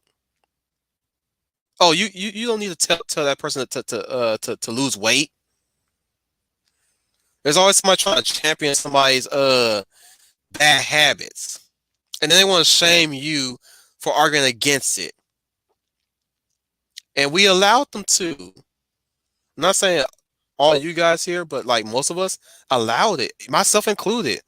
I was taken aback, and I was like, maybe I am being too forceful when I want somebody to improve themselves. Maybe I'm expecting them to have it happen over and over. Nowadays I'm like, you know what? Screw you. This person needs help. I don't know how they're gonna get it, but they need help. You don't you don't try to shame me for one of my friends to receive help. That's how I am now most days. Schooner tuna. What kills me about representation is that they objectify it. Prime example, Finn from Star Wars. He should have been the Jedi, but instead they phased him out and reduced him to a caricature. What BS? Exactly. Yeah, I was hoping that Finn was going. That's what I say. In my particular rewrite of the sequel trilogy, Finn would have been the Jedi, and if they wanted a Jedi female front runner, Rey would have been a Jedi Master in hiding. She would have been a Jedi Master in hiding, and she would not have found Luke, not Luke, Anakin's lightsaber. She would have found her own lightsaber. That if Maz Kanata was going to be a character in the Force Awakens, which I would not have titled it that way, the lightsaber that Maz Kanata was keeping sake was Rey's lightsaber, because she wanted to be separate from it. Granted, that's the let's just put it this way: Rey would have been a Jedi that actually acts a bit unorthodox than most Jedi. So her leaving her lightsaber with Maz Kanata while she waited for a Finn would have been very unorthodox, but it would it would add more layers to her character. That's how I would have written Rey if I want her to be the Jedi Master in hiding, which explains all of her force abilities and all that stuff. But moving on, and we have Melissa Harris in here, but I don't know how long. Let me read her comment real quick. I'm sorry for missing the stream. I got some work to do. I will see you at the first stream. Bye for now. Thank you, Melissa. If you're still here, thank you. But if you can watch, that's another thing, Melissa. You don't always have to stay here. Just catch me at the backwatch and leave a comment if you like. That's all you gotta do. You got all the time in the world to do that. True, true. You're not obligated either, but I'm just saying, if you're not always here for this stream, and if you still want to hear what I want to say, just catch me on the backwatch. That's all you gotta do. And hit a like or share a comment or share your thoughts on what you heard so far in the backwatch. That goes for everybody who can't attend, by the way, or you know.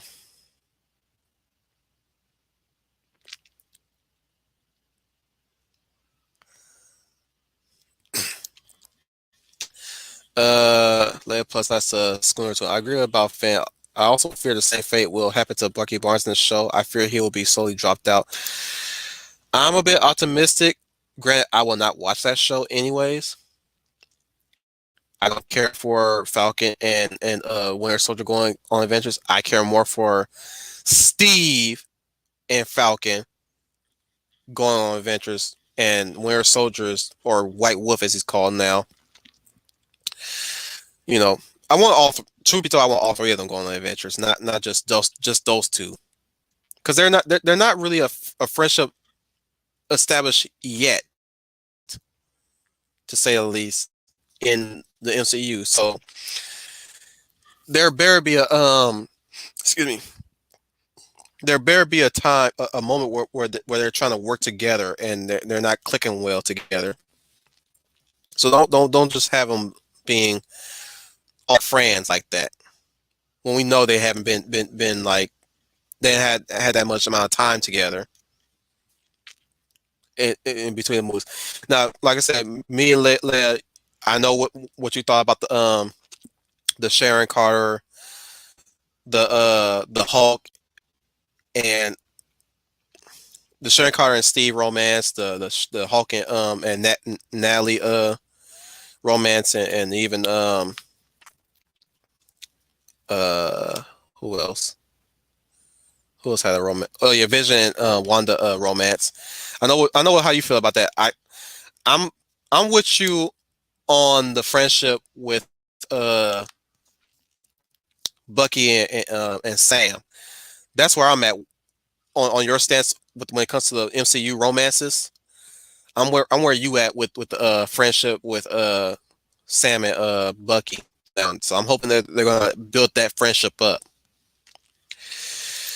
Arcade Burns. I think I've been saying your name wrong for the longest time in these streams. I'm probably gonna say it right this time. Arcade Burns. Some words women are great except for the fact that they have the nasty habit of having a look that pleases men. Yeah, that's another thing. Women are sexist toward other women for being flawed, beautiful, and they have my pity for that one because that's envy and inferiority at play on that one, and it's been like that since the schoolyard, and it stays like that leaving the schoolyard. So yeah, it's pretty sad when you look at it from the man's perspective. It's kind of sad how how men are easily comrades, but women, even if they do have friends, they have way more enemies than men do, than most men do. Truth be told, something. I will say this: it is hard being a woman. I will agree. It is hard being a woman. Stuff that y'all go through. I mean, it's really hard being a man too. But like, man, is it hard being a woman? I'm just saying that right now. I I look at their issues with each with themselves and each other, and I'm like, man, that's an infinite laundry list of women that have issues with other women. Men don't have that nearly long list of issues that we have with other men. I'm sorry. I'm saying it right now. This ain't me sipping. This ain't me trying to concede to the female perspective here. I'm stating facts, guys. We don't nearly have that many issues between each other, men to men, than women do, woman to woman. It's sad. It's sad. I'm sorry, lady plus size. No offense. You can agree with me or not on that one. But yeah, I've heard many of female conversations. I've seen it happen in the workplace and schoolyard. Dude, women will be hugging each other, saying you're my sister, you're my best friend. Then 2 weeks later, oh, I hate that broad. Why? 2 weeks ago you liked her. What'd she do? Now I'm turning into a comedian. I might, guys, make no mistake. I might end up, I might end up becoming a stand-up comedian one of these one of these days. The material of being non-PC that I can work with, oh my goodness, it's a whole lockbox. Uh,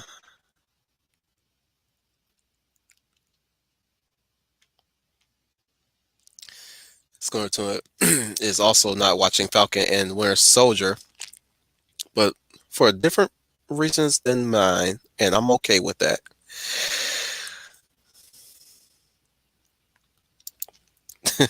Arcade burns again. Losing weight makes men happy. Can't have that. Yeah. Live plus size. No hate on anyone who wants to lose weight. I admire it. Rebel Wilson, good for her. And Adele. Yeah, I was going to mention Adele, but I somehow I ended up forgetting because I guess Rebel Wilson just took me, took over for a while because like I said, I mean, she was beautiful thick, and she's still beautiful now slim. Now I did make this tweet on Twitter one time. I'm like, look, I don't care whether she was plus size or whether she want to lose weight or not. My thing is this: her talent is wasted on her being a joke. That's the problem, because she is a funny woman.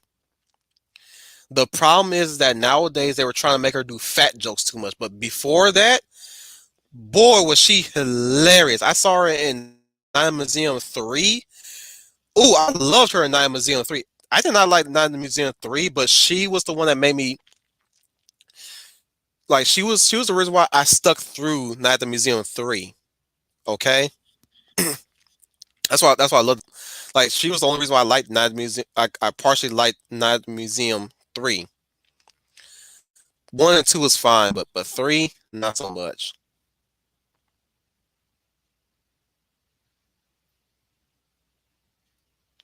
Melissa McCarthy lost weight too? I hadn't noticed.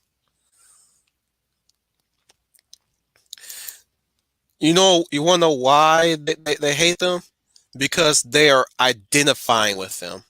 They're trying to use them as an example for a reason why to not get up off their behinds and work good on their personality for one. Their number one, work on their personality.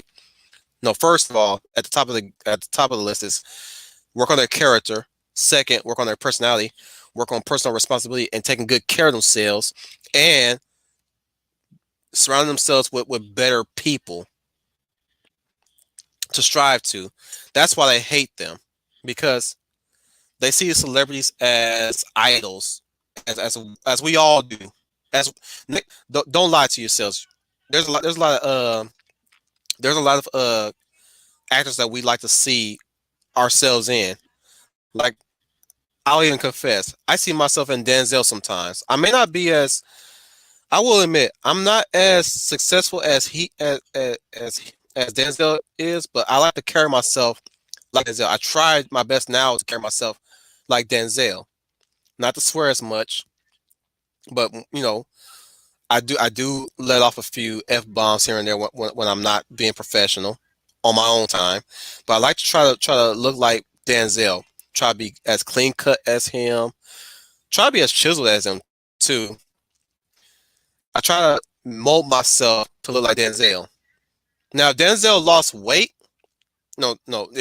I'm sorry, if Denzel gained weight and became fat, that ain't gonna stop me from lose working out and putting proper myself, because as long as his character stays intact and his values and his morality stays intact, I'm all for Denzel. Same thing with, same thing with Morgan Freeman. I try to carry myself in a baritone demeanor like Morgan Freeman. So make no mistake, guys. The problem is with them. Why is it so bad with them? Is the fact that they saw them through their shortcomings. So when they saw Rebel Wilson performing in Pitch Perfect, they saw, oh, well, there's a plus size woman on the screen, so that means I don't need to try anymore because we succeeded. If basically if a plus size woman is succeeding, then obviously these lazy bums are succeeding now. That's how they see it. That's why they're mad. Because if they see a plus size woman that they don't need to succeed because that person succeeded, now they got to get up off their behinds to go do something. Now that's why they get mad at Rebel Wilson, Adele, and Melissa McCarthy for losing weight, because now they got to work to look like them. So you get tweets like, "Oh my God, she just lost weight. She looks disgusting now. Oh my God, she set plus size women back. She's she says she's all for body positivity now. Now she's conforming to the patriarchy. It's because now they gotta work, because they gotta work to look like her now, which they shouldn't, because they're still lazy. You don't have to. Nobody's making you. That's all up to you, sweetheart. Whether you want to look like Rebel Wilson now, than Rebel Wilson back then, and even then, Rebel Wilson plus size back then was a way more fit woman than these lazy bums were. Same thing with Melissa McCarthy, which I got. That's where I give the respect to both of them, regardless of Melissa McCarthy's politics. Same thing with what's her face, the one who played in Trainwreck, the one that steals all the jokes a lot. But her, Melissa McCarthy, and Rebel Wilson, those are at best fit plus size women that can do the acting chops, the physical comedy chops that any of these Landwells could ever do. So they're really not. It's funny that they're trying to put these avatars on a pedestal like that and try to fit them like a whole meat skin, but they're not putting in the work to try to better themselves, just the way how Melissa McCarthy, Rebel Wilson, and what's her face from Trainwreck. Dang, I must have obliterated her out of memory. You know, they don't look to that like, maybe we can do stunts, or maybe we can run a mile and still be thick or plus size. You know, that's why they're to answer your question, Schooner. That's why they're mad. That is the reason why they're mad.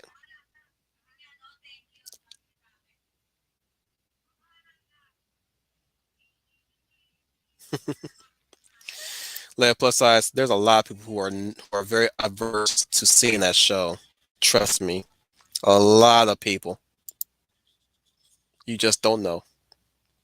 You just don't know. But there, make no mistake about it. There's a lot of people that are very averse to Falcon and Winter Soldier.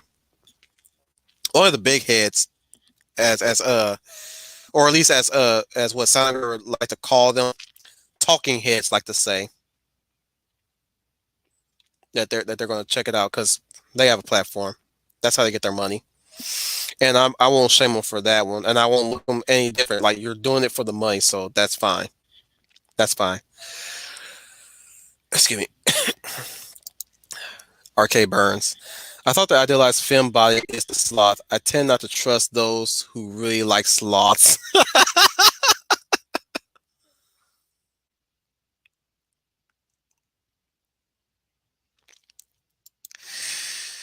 Lead plus size. If you have to take a picture of you doing that shot from Winter Soldier, pretending you hit the shield, got to see it.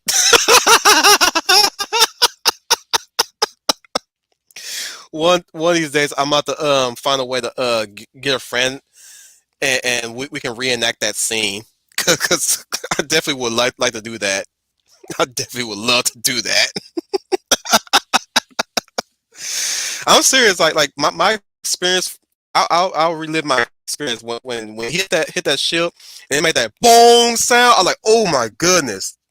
Not only they shot it right, but they got the sound for it. Like it, the shield could sound any kind of way if Winter Soldier hit, but that boom sound, man, I was I literally flinched when the impact happened. That's how good man. I could look at that scene. Think I'm on my 30th time of watching that fight scene. Yep, I'm on my 30th time of watching that second fight between Captain America and Winter Soldier. Is the second fight? No, second fight is actually on the helicarrier. No, that's the first fight. That chase scene doesn't count really. That's introducing the Winter Soldier, not really fighting him. Sorry. Excuse me. Catfish River Green. Is that a joke? That's a joke. I'm gonna say it's a joke. Sorry, Fish Joint. I know you had some things to say, and I probably have breezed past you, but I'm gonna read your comments right now. Some of my ideal heroes are Luke Skywalker, Joseph Joestar, and Optimus Prime.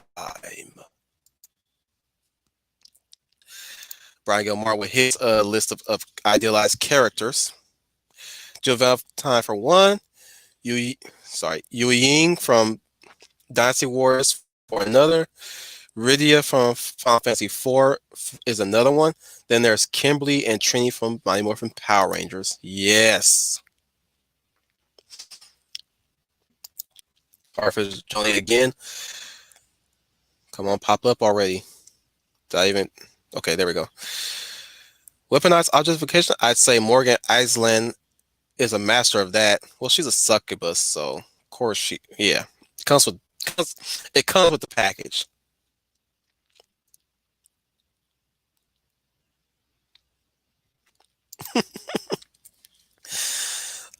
RK Burns. Optimus Prime is a perfect example of an objectified hero. So offended.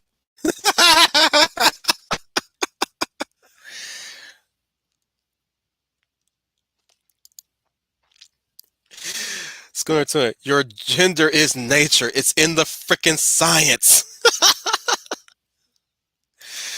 Brian Gilmartin, stay in the fast. Short version about gender is about chromosomes. Duh.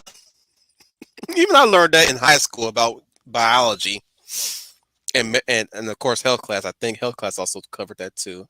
I could be wrong. We were pretty messed up in high school. We barely had anything in high school. I went to a Gale high school, by the way. Matt Newey. If idealization is meant to bring out people's best qualities, SJW seem to think people's worst qualities are the ones to strive for. You're not wrong on that one. You're not wrong on that one. That's basically what they want.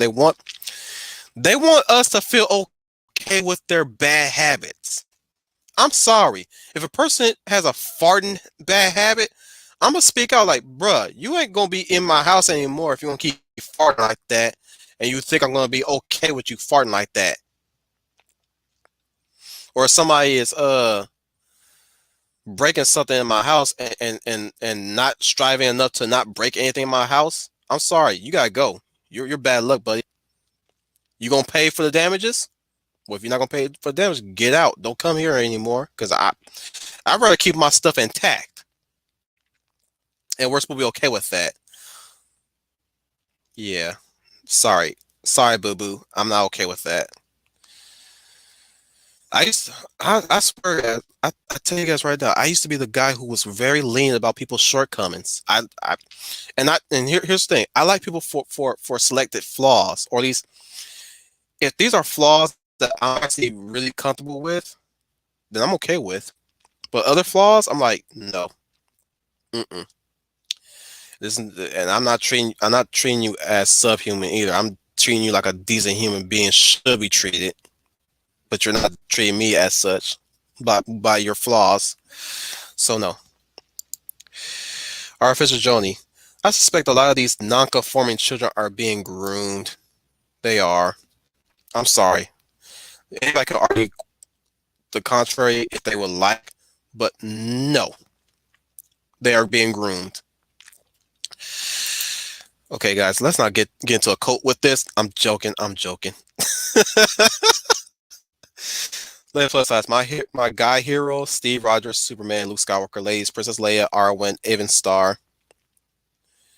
Is that from Lord of the Rings? Huntress, Wanda, Scarlet Witch. I think no, that might not be Lord of the Rings, but I'm gonna assume that's Arwen from Lord of the Rings. I like Arwen too. If that's Lord of the Rings, I like Arwen definitely. Actually, no. Best girl is always Aowen. Best girl. I here's the thing. I like Arwen, but my best girl will always be Aowen. I like Aowen, and I will confess I was shipping her and Aragorn hard back in high school when I was watching Two Towers. I think I was in high school at the time when I was watching two. Yep, I was. But yeah, when Two Towers came out and I finally got around to watching it, I was shipping Aragorn and Eowyn hard because I liked Eowyn so much. You heard from me, guys. I was a bona fide shipper before shipping was a thing. Dang it, the chat done skipped again. Okay, now I'm back. Brian Gil Martin. It's like what Back to the Drawing Board said the other night. We have a nationwide sorry, let me try it again. It's like what Back to the Drawing Board said the other night. We have a nationwide God complex. Yep.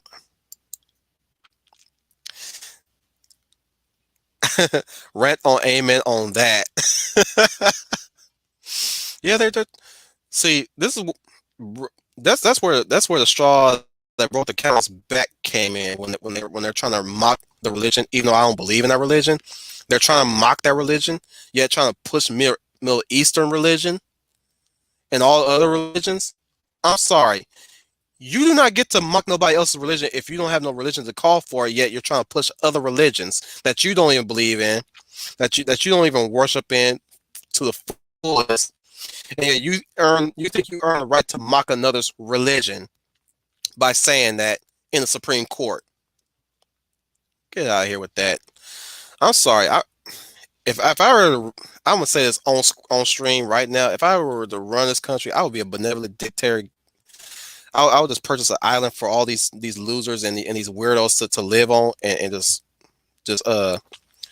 keep the ones that want to be here and be for America. I'm saying that right now. I'm saying that right now. I don't care. At this point, I probably don't care if they deplatform me or I don't even have a platform to even deplatform me anyway. So they will have to fear the man who has nothing to lose but only to gain at this point. So yeah, I'm saying right now, if I was going to be the dictator of America, I'd be the benevolent dictator. Keep people who want to be here and kick people out who don't want to be here. There you go. This is my stream, so I can say that. And I'm a black man, so if they try to deplatform me, I'm gonna pull the R card for good measure. Schooner Tuna. The brain does not determine what your gender is. It's in the DNA what you are. You can alter your body any way you want. Don't recommend that. But your core genes will always say male or female. True. That is correct, Schooner. And I'll stick by that too. Nature dictate what you are, not what you feel. Now you can work with it however you want, but at the end of the day, you need to really accept what nature dictates. That Sam Hyde quote, because who is that, by the way?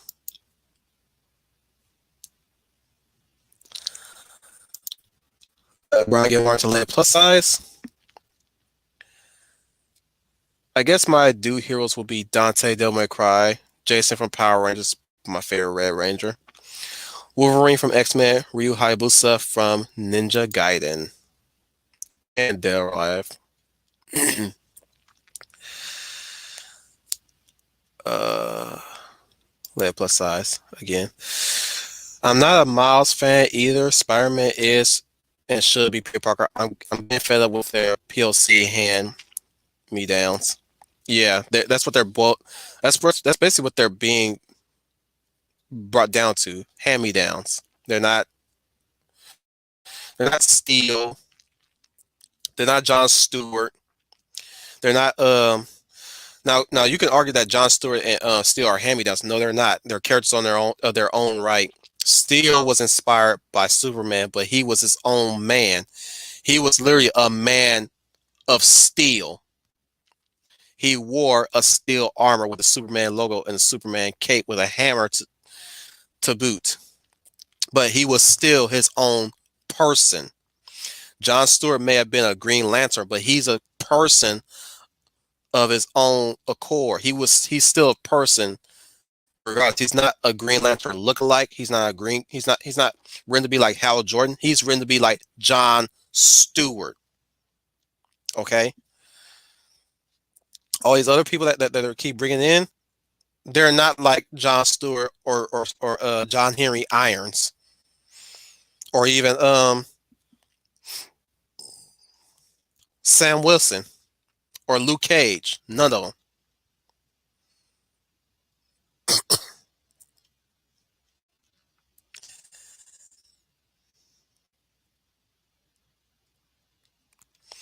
Brian Martin. Wolfie went full Joseph. Oh my God!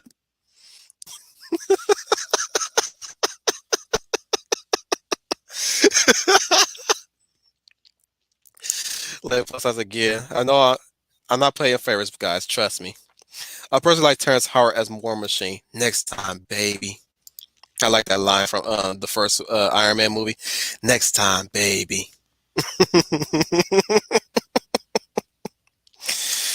Boy, did that age well. Schooner to Leia plus size. I was skeptical too, but after I heard Cheeto was replacing him, I was cool with it. I really like Don Cheeto. I used to too, but now,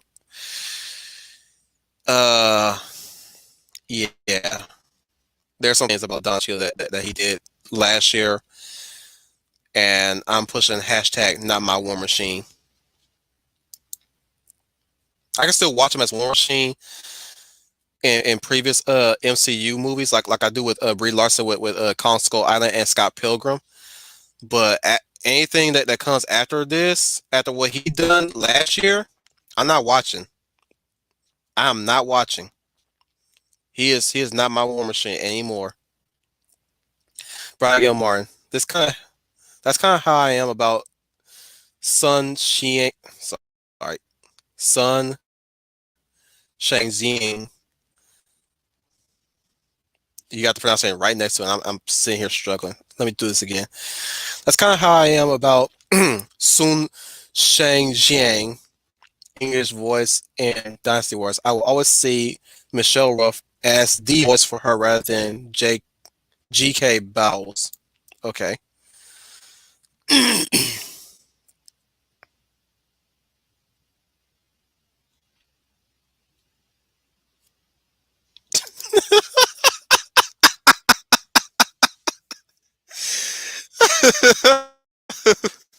That plus size response to Brian Gilmartin's above comment. Well, I don't see myself as he is. I think people look like looking at me. Girl, if you're noticing people looking at you, you got it. And you know you got it. If you don't mind men looking at you, you got it. And you know you got it.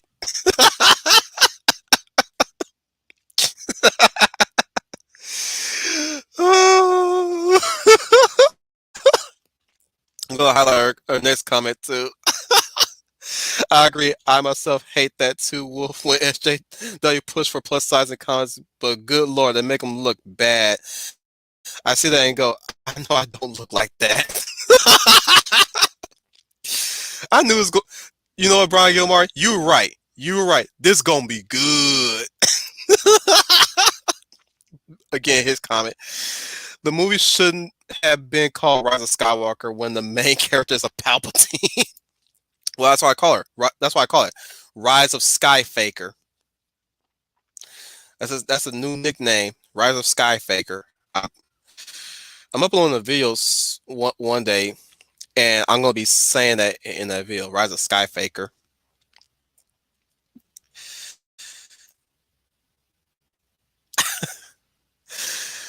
Again, from Brian Gilmartin. The way women treat each other reminds me of the evil queen to Snow White.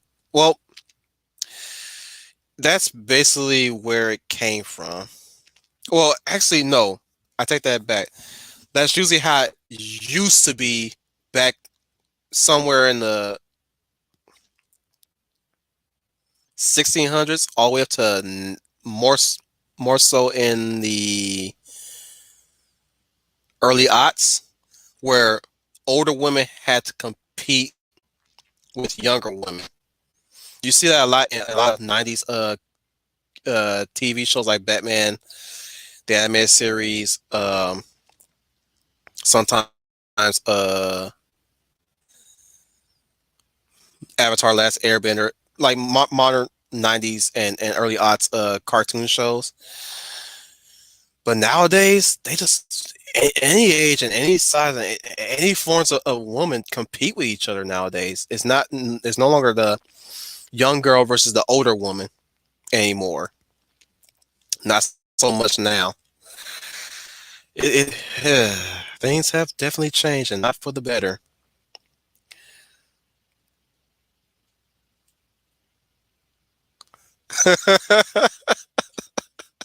I read Brian's the e comment. I'm not gonna highlight it yet. I'm not gonna highlight it.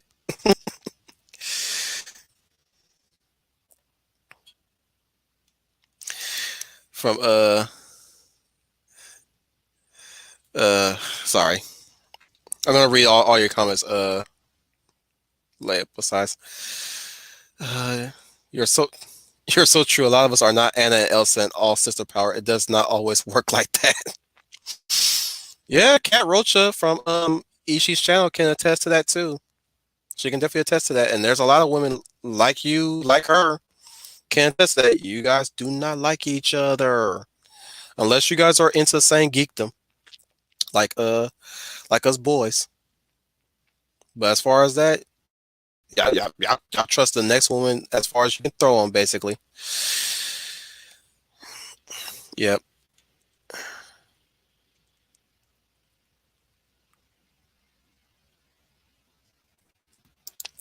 Again, from Lay Plus Size, when I see a plus size actress, a singer become an on stage and screen, yes, I like seeing a positive view for me, but it makes me want to be better and treat myself better. And that's how you're supposed to take it. It's like when I see Denzel on screen, he's that pinnacle. I want to be a better black man, or at least I want to be a better image of black males. I want to be the black man that treats a woman how she wants to be treated. I want to be that black male that want to find a really good. I do have a good wife, by the way. Even if we do have different point of views, but still, like I want to be that black male that a lot of black males should be striving to, not the ghetto gangster types. I like to be the man that wears a man suit when I go to work, and I look like we call these types Pookie and Ray Ray. uh, you guys probably don't know who this guy is, but I like to look like Officer. I would like to look like Officer Tatum too. Just plug in his little YouTube channel. The Officer Tatum, by the way.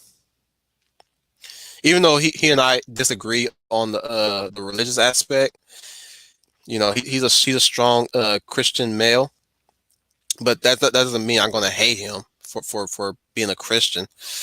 He has his own views towards those who are not of the same religion of him, but that's how he wants to take it. That's how he wants to take it. But at the end of the day, we're still human. But to me, he's one of the pinnacles of what black males should strive to as well, alongside with Denzel and Morgan Freeman.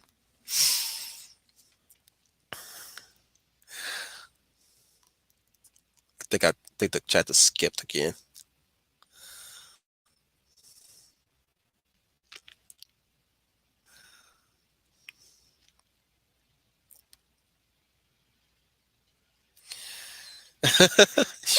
you got me beat on that one. Lead plus size. I'm 30 and you 99. Dang, girl, you got a lot of free time on your hands. Unless you watch this thing on playback. You kept rewinding it. And she was clarifying. Yes, Arwen from Lord of the Rings. Yeah, Liv Tyler was a good choice for Arwen. Really good choice. Same thing with the actress who played Eowyn. That's good casting at work right there. Really great casting. Schooner Tuna. Please pop up already. Thank you. If you become the benevolent dictator of America, can I be director of censorship? I solemnly swear I'll be somewhat responsible.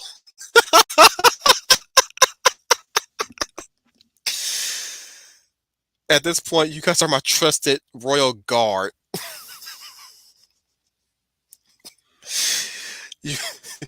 But I know Leia plus size. You and I both can agree to disagree on the Game of Thrones aspects of stories. But if anything, Leia would be my master of laws. You will be my master of whispers.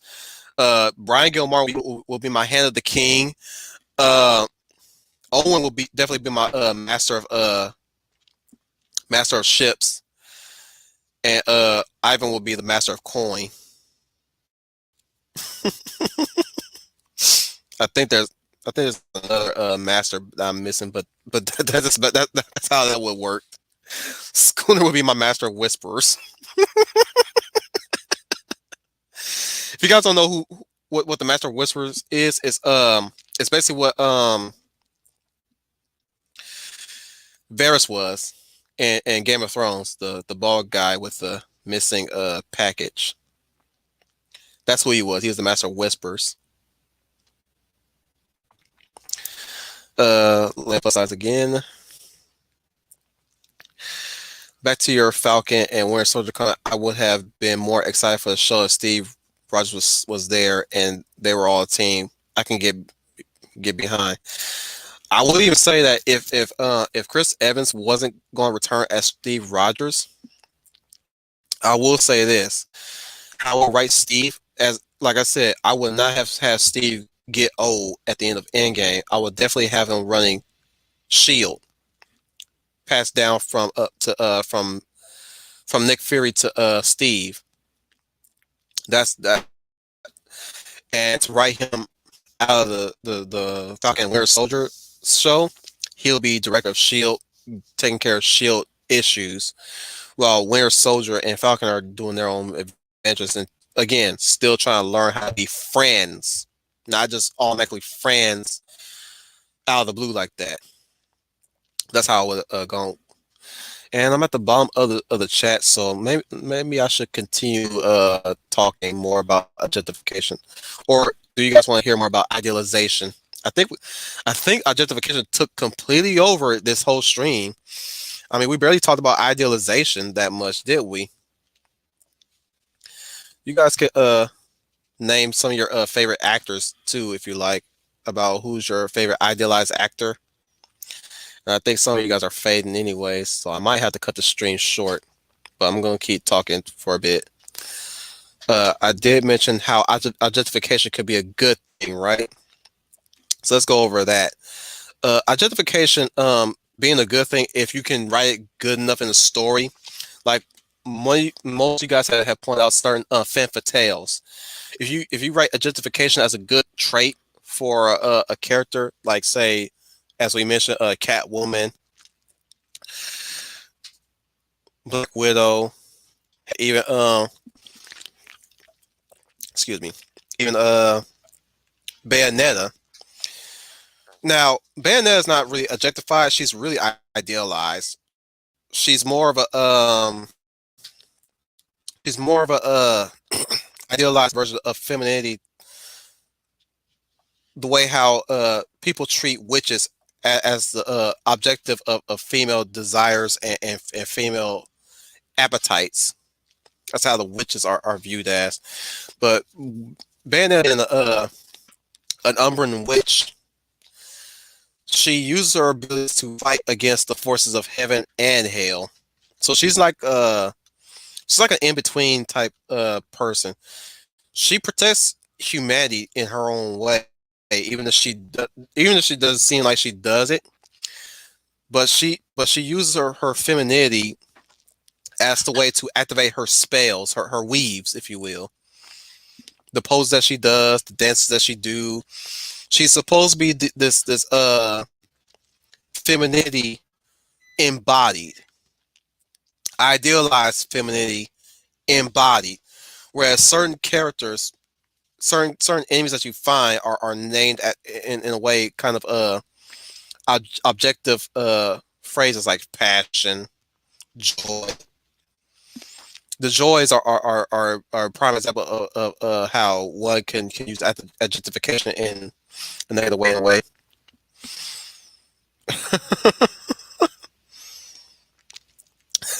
Schooner Tuna likes my comment about being the master of whispers. Yeah, he's a good character until season 8 ruined him. I will say this: my favorite characters in Game of Thrones is Tyrion, Tywin, Varys, and I think Oberyn. Those are my. I have few favorites in Game of Thrones. Few, very few. Maybe a Greet, maybe. But as far as male characters, yeah, it's Tywin, Tyrion, Varys, maybe Bronn, and Oberyn Martell. But yeah, those are my main favorites. Brian likes his new call sign, Maverick Hunter Saint.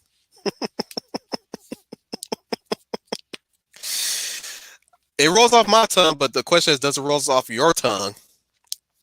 Because, like I said, I could change these call signs can change if you want them to, but yeah, since you're now a wingman, that's your call sign, Maverick Hunter Saint. Since you're a big fan of Mega Man, as it's shown in your icon, led plus size being the woman of valor. She likes Captain America and all things superhero, so valor, and she also embraces her femininity, so lady of valor. The reason why I call Ivan the traveling and back the scribe, because he's not always here, but when he does show up, and he's here in spirit. And I like to think that he only steps around to chronicle our adventures.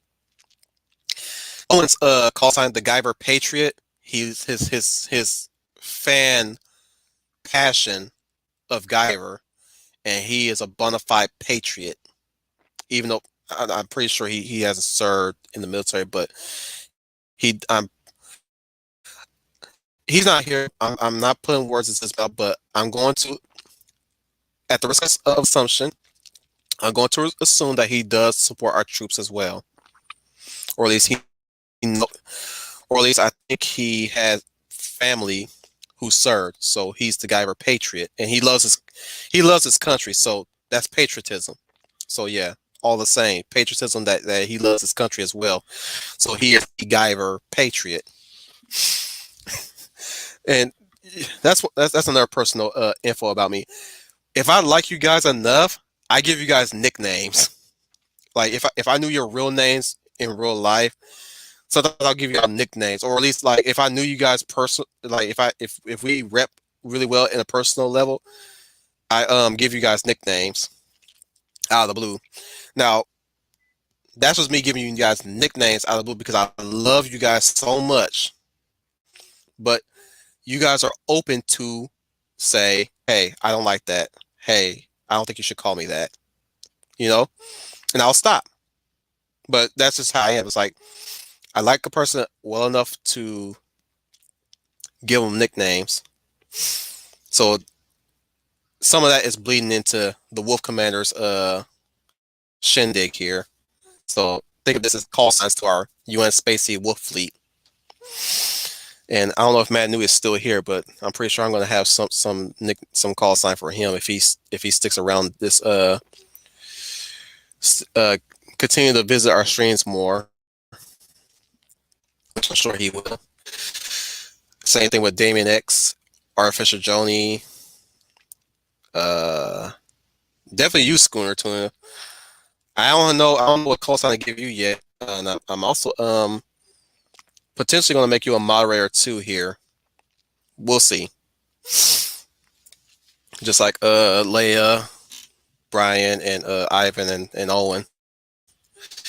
So yeah, keep visiting, and you'll be also considered being a moderator here, a wingman, if you will. But let me continue on. Sorry, I didn't mean to go on a little side tangent, or at least can you call that a tangent? Where was I? Objectification as a positive. Or you can speak objectively towards an object in fiction. You can discuss adjectives on how best to describe it. That's what I mean by objectification can also be used as a positive too. People are trying to turn it into a negative, however.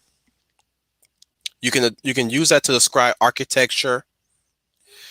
You can describe how a person feels towards architecture when it comes to objectification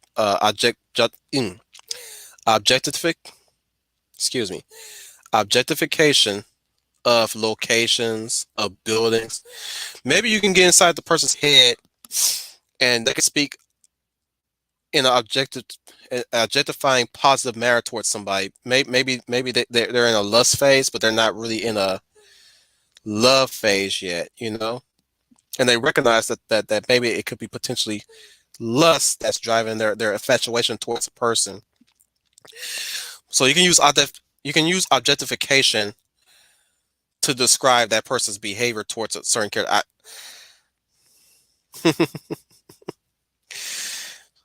She's Leia plus. Let's take it to her call sign too. So yeah, I love you guys. I love you all. I really do. I love this community as well. But again, back to what I was saying. Yeah, you can also back to what I was saying about objectification when it comes to Bayonetta, or even in the case of Dante from Devil May Cry, when he does that Michael Jackson dance in Devil May Cry 5. It's not a spoiler, by the way. Can he be considered objectified or idealized in that manner? Kratos. Think about him being objectified when he sows his oats in many a woman in the games. Is he sexually objectified that way? I like to think so. But he's also idealized. Well, he can be idealized in a way where one can fall so short of what they want, but can rise back up and take the challenge to redeem themselves, or try to continue to better themselves and let go of the people that are holding them down, like the gods of Olympus were holding Kratos down. and they suffer for that reason. And him sacrificing himself, quote unquote, at the end of God of War 3 is him relinquishing their hold on him. So there's that. That's interesting. I'm speaking about God of War like that when most are now trying to trash God of War, the original God of War games, and trying to praise the new God of War, like saying he's the most mature being now this time around. Kratos is always a mature character. Always. He has shown compassion. There are times he's shown regret. He has also shown anguish, sorrow, fear, grief. A lot of us have went through that before. The 5 stages of grief. You can also say that Kratos is grieving throughout the majority of the God of War franchise, taking his anger out on many who deserve it and many who didn't, as he said in the God of War 2019, 2017, 2018. Yeah, it's one of those years.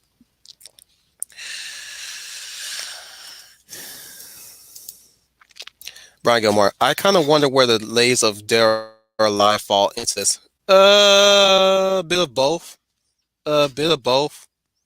They can be objectified, but also idealized too. Objectified as in a playful manner, not in a negative manner. like their little beach ball extreme game that they had one time, or man, I ain't even gotten into the whole way how different cultures objectify their characters in their mythologies, and we're in the 2 hour mark. But yeah, the Japanese have their own way of objectifying and idealizing their women, their men, their basically their fictional characters. But in the case of Dead or Alive, it's not negative objectification because they're not, like I said, going back to what I said about Wonder Woman in Professor Geek's stream. I can't for the life of me tell you which one it was. I think it was a rewatch though. It might have been a rewatch. I don't know. But I'm going to quote myself again. Drawing Wonder Woman standing proudly with her hips cocked to the side is idealization. Drawing her laid on her back doing the spread eagle is objectification. Last time I checked, none of the Dead or Alive girls do that. They may have posed in pin-up poses, but do they spread their cheeks though? They may have done the splits a few times, but do they actually stroke their privates while they're doing it? Do they yes their boobs jiggle, but do they hawk them up like every other porn star do in an advertisement? You know, you get what I'm saying? So they fall under objectification, but good objectification. The objective the the objectification of femininity in its purest form, in its positive form. Yes, they like to tease each other here and there, but again, do they do anything that's considered pornographic? They like to spit. Lots of social progressives tend to speculate that's what's happening, but no. I've seen so many times of them Dead or Alive videos. I'm like, this is nothing. This is nothing. And here's the thing: these ladies kick butt. Don't you like to be portrayed kicking butt? I mean, come on now. Like, what's so wrong with ladies looking sexy and kicking butt at the same time? Lots of women like these ladies too. I've heard many people that like Ayane, Kasumi, uh, what's her face, Helena. Helena, Chrissy is my favorite. It's a toss between her and Trina. Those are my favorite characters I like to play as in Dead or Alive. Third is Hitomi, and male characters definitely Ryu Hayabusa and Hayate.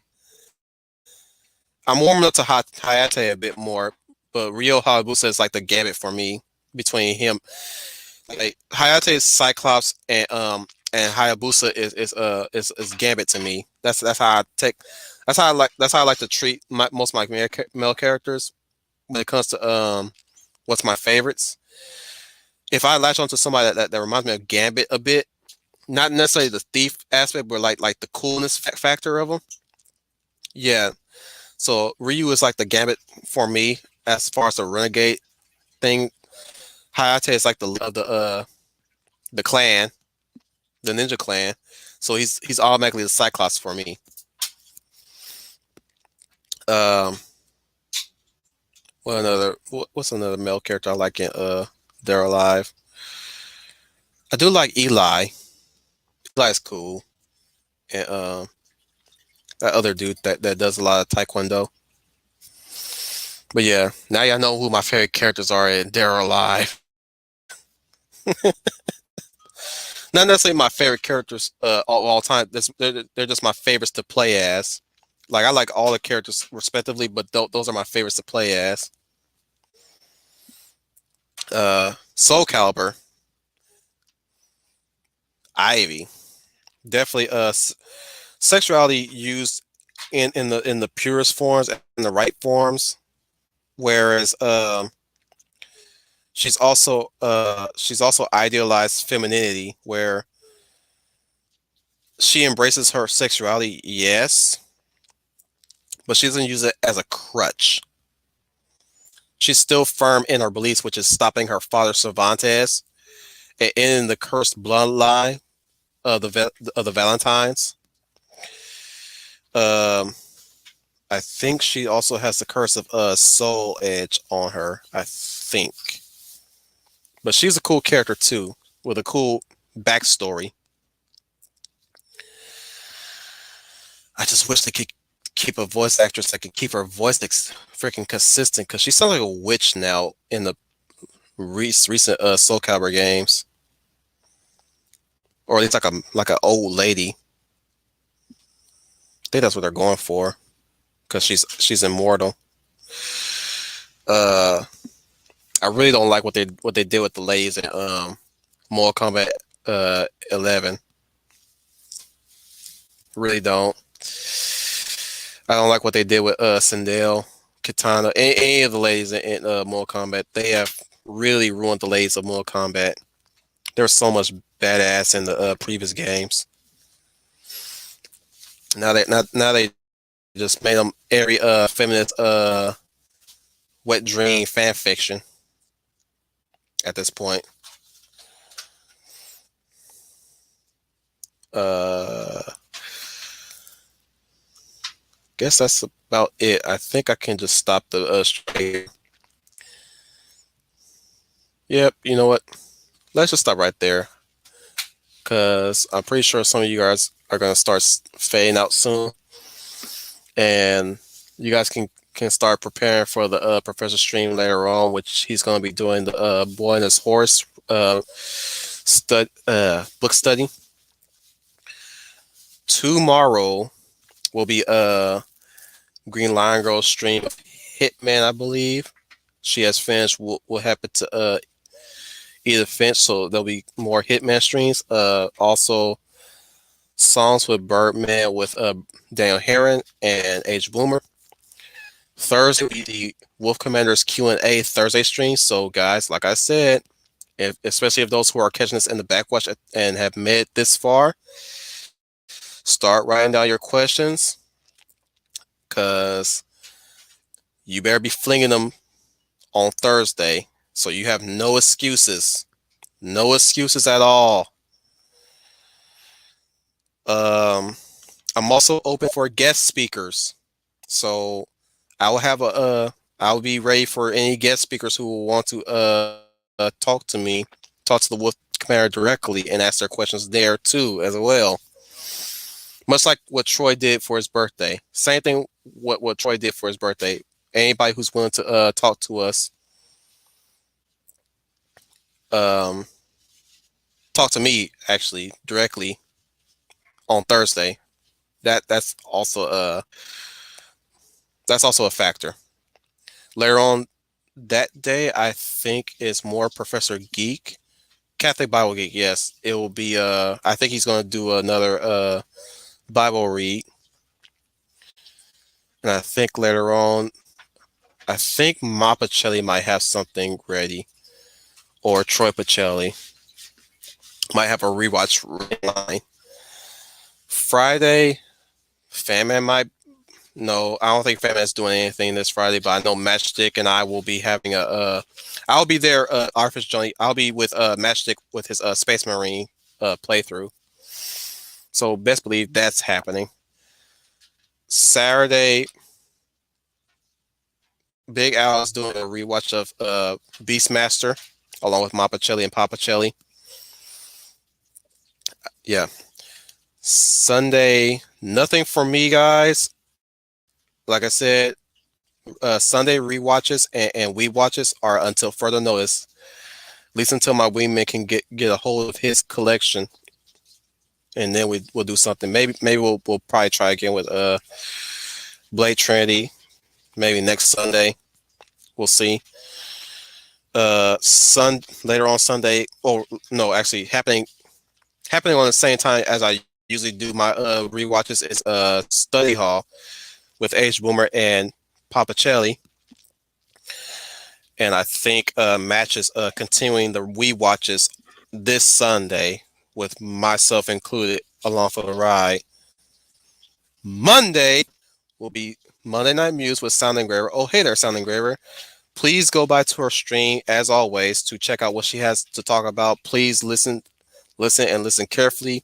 She has very mindful things to talk about, very good lectures, and very good words to impart onto us to keep us on an even keel. Please check that out. Next Tuesday, for me, you know what? I think it's time, guys. I think it's time I start the X-Men Evolution retrospective streams. Yes, I think it's time. I think now will be a good time for me to start the X-Men Evolution retrospective streams. I've been planning this for a while. I've been wanting to do a complete retrospective stream of the X-Men Evolution because I've looked X-Men Evolution on YouTube. Not too many people talking about X-Men Evolution, so that's what's happening, guys, and it's going to be season by season. So next Tuesday will be the first season of X-Men Evolution. Then maybe I think I'll just do each season on a Tuesday by Tuesday basis. So next Tuesday will be the first season.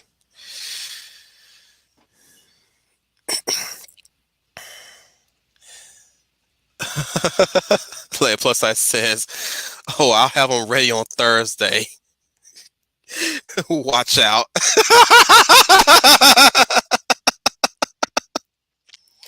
Well, I'm scared of you now.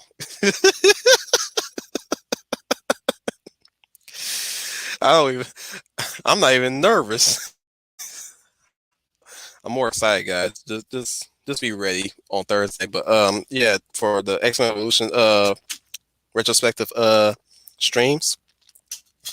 Yeah, I think I'll just do it Tuesday by Tuesday. So next Tuesday will be the first season. I don't know what topic I'm going to tackle on Thursday. So again, another side note on the Thursday stream, have your topics ready. Write your topics down and suggest any topics for me to tackle this year. Because I'm just one guy, and I know I said I'm usually the idea guy, but when it comes to topics, I'm running out of steam, guys. I'm really running out of things to talk about. Most of the time, I tend to pump these streams up when Sound Engraver says something and it just clicks, or when Professor Geek says something in his stream and it clicks, or sometimes I happen upon Ishi's stream and it clicks, and I'm like, okay, now I know what I want to talk about on Tuesday and Thursday. Maybe another fun stream.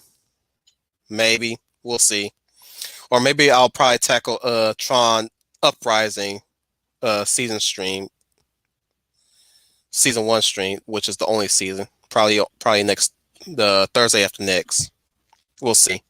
Much like what I did with the Thundercats series, and hopefully, yeah, pretty much like that. That's how I'm gonna do it. And keep your eyes open for Primal. I'm gonna talk about Primal. So start what. So if you guys have any access to watch Primal, watch Primal. So you guys are know the up and up because I will be spoiling this series. I'm telling you guys right now, if I do a Primal retrospective review of the series as a whole on stream, you guys have better fit. If you're on the cusp of finish it, finish it. I'm not telling you when. I'm gonna give you guys a window. Definitely gonna give you guys a window to get on that. But when it comes out, yeah, I'm not gonna be holding back on spoilers. So make of that what you will. Uh, Other than that, you guys have a good week ahead. You guys, a good year ahead. You guys, keep your heads up. Just know that Wolfie loves you. Not kidding. Not all serious, guys. Take care of yourselves. Take good care of yourselves. Watch your backs at all times.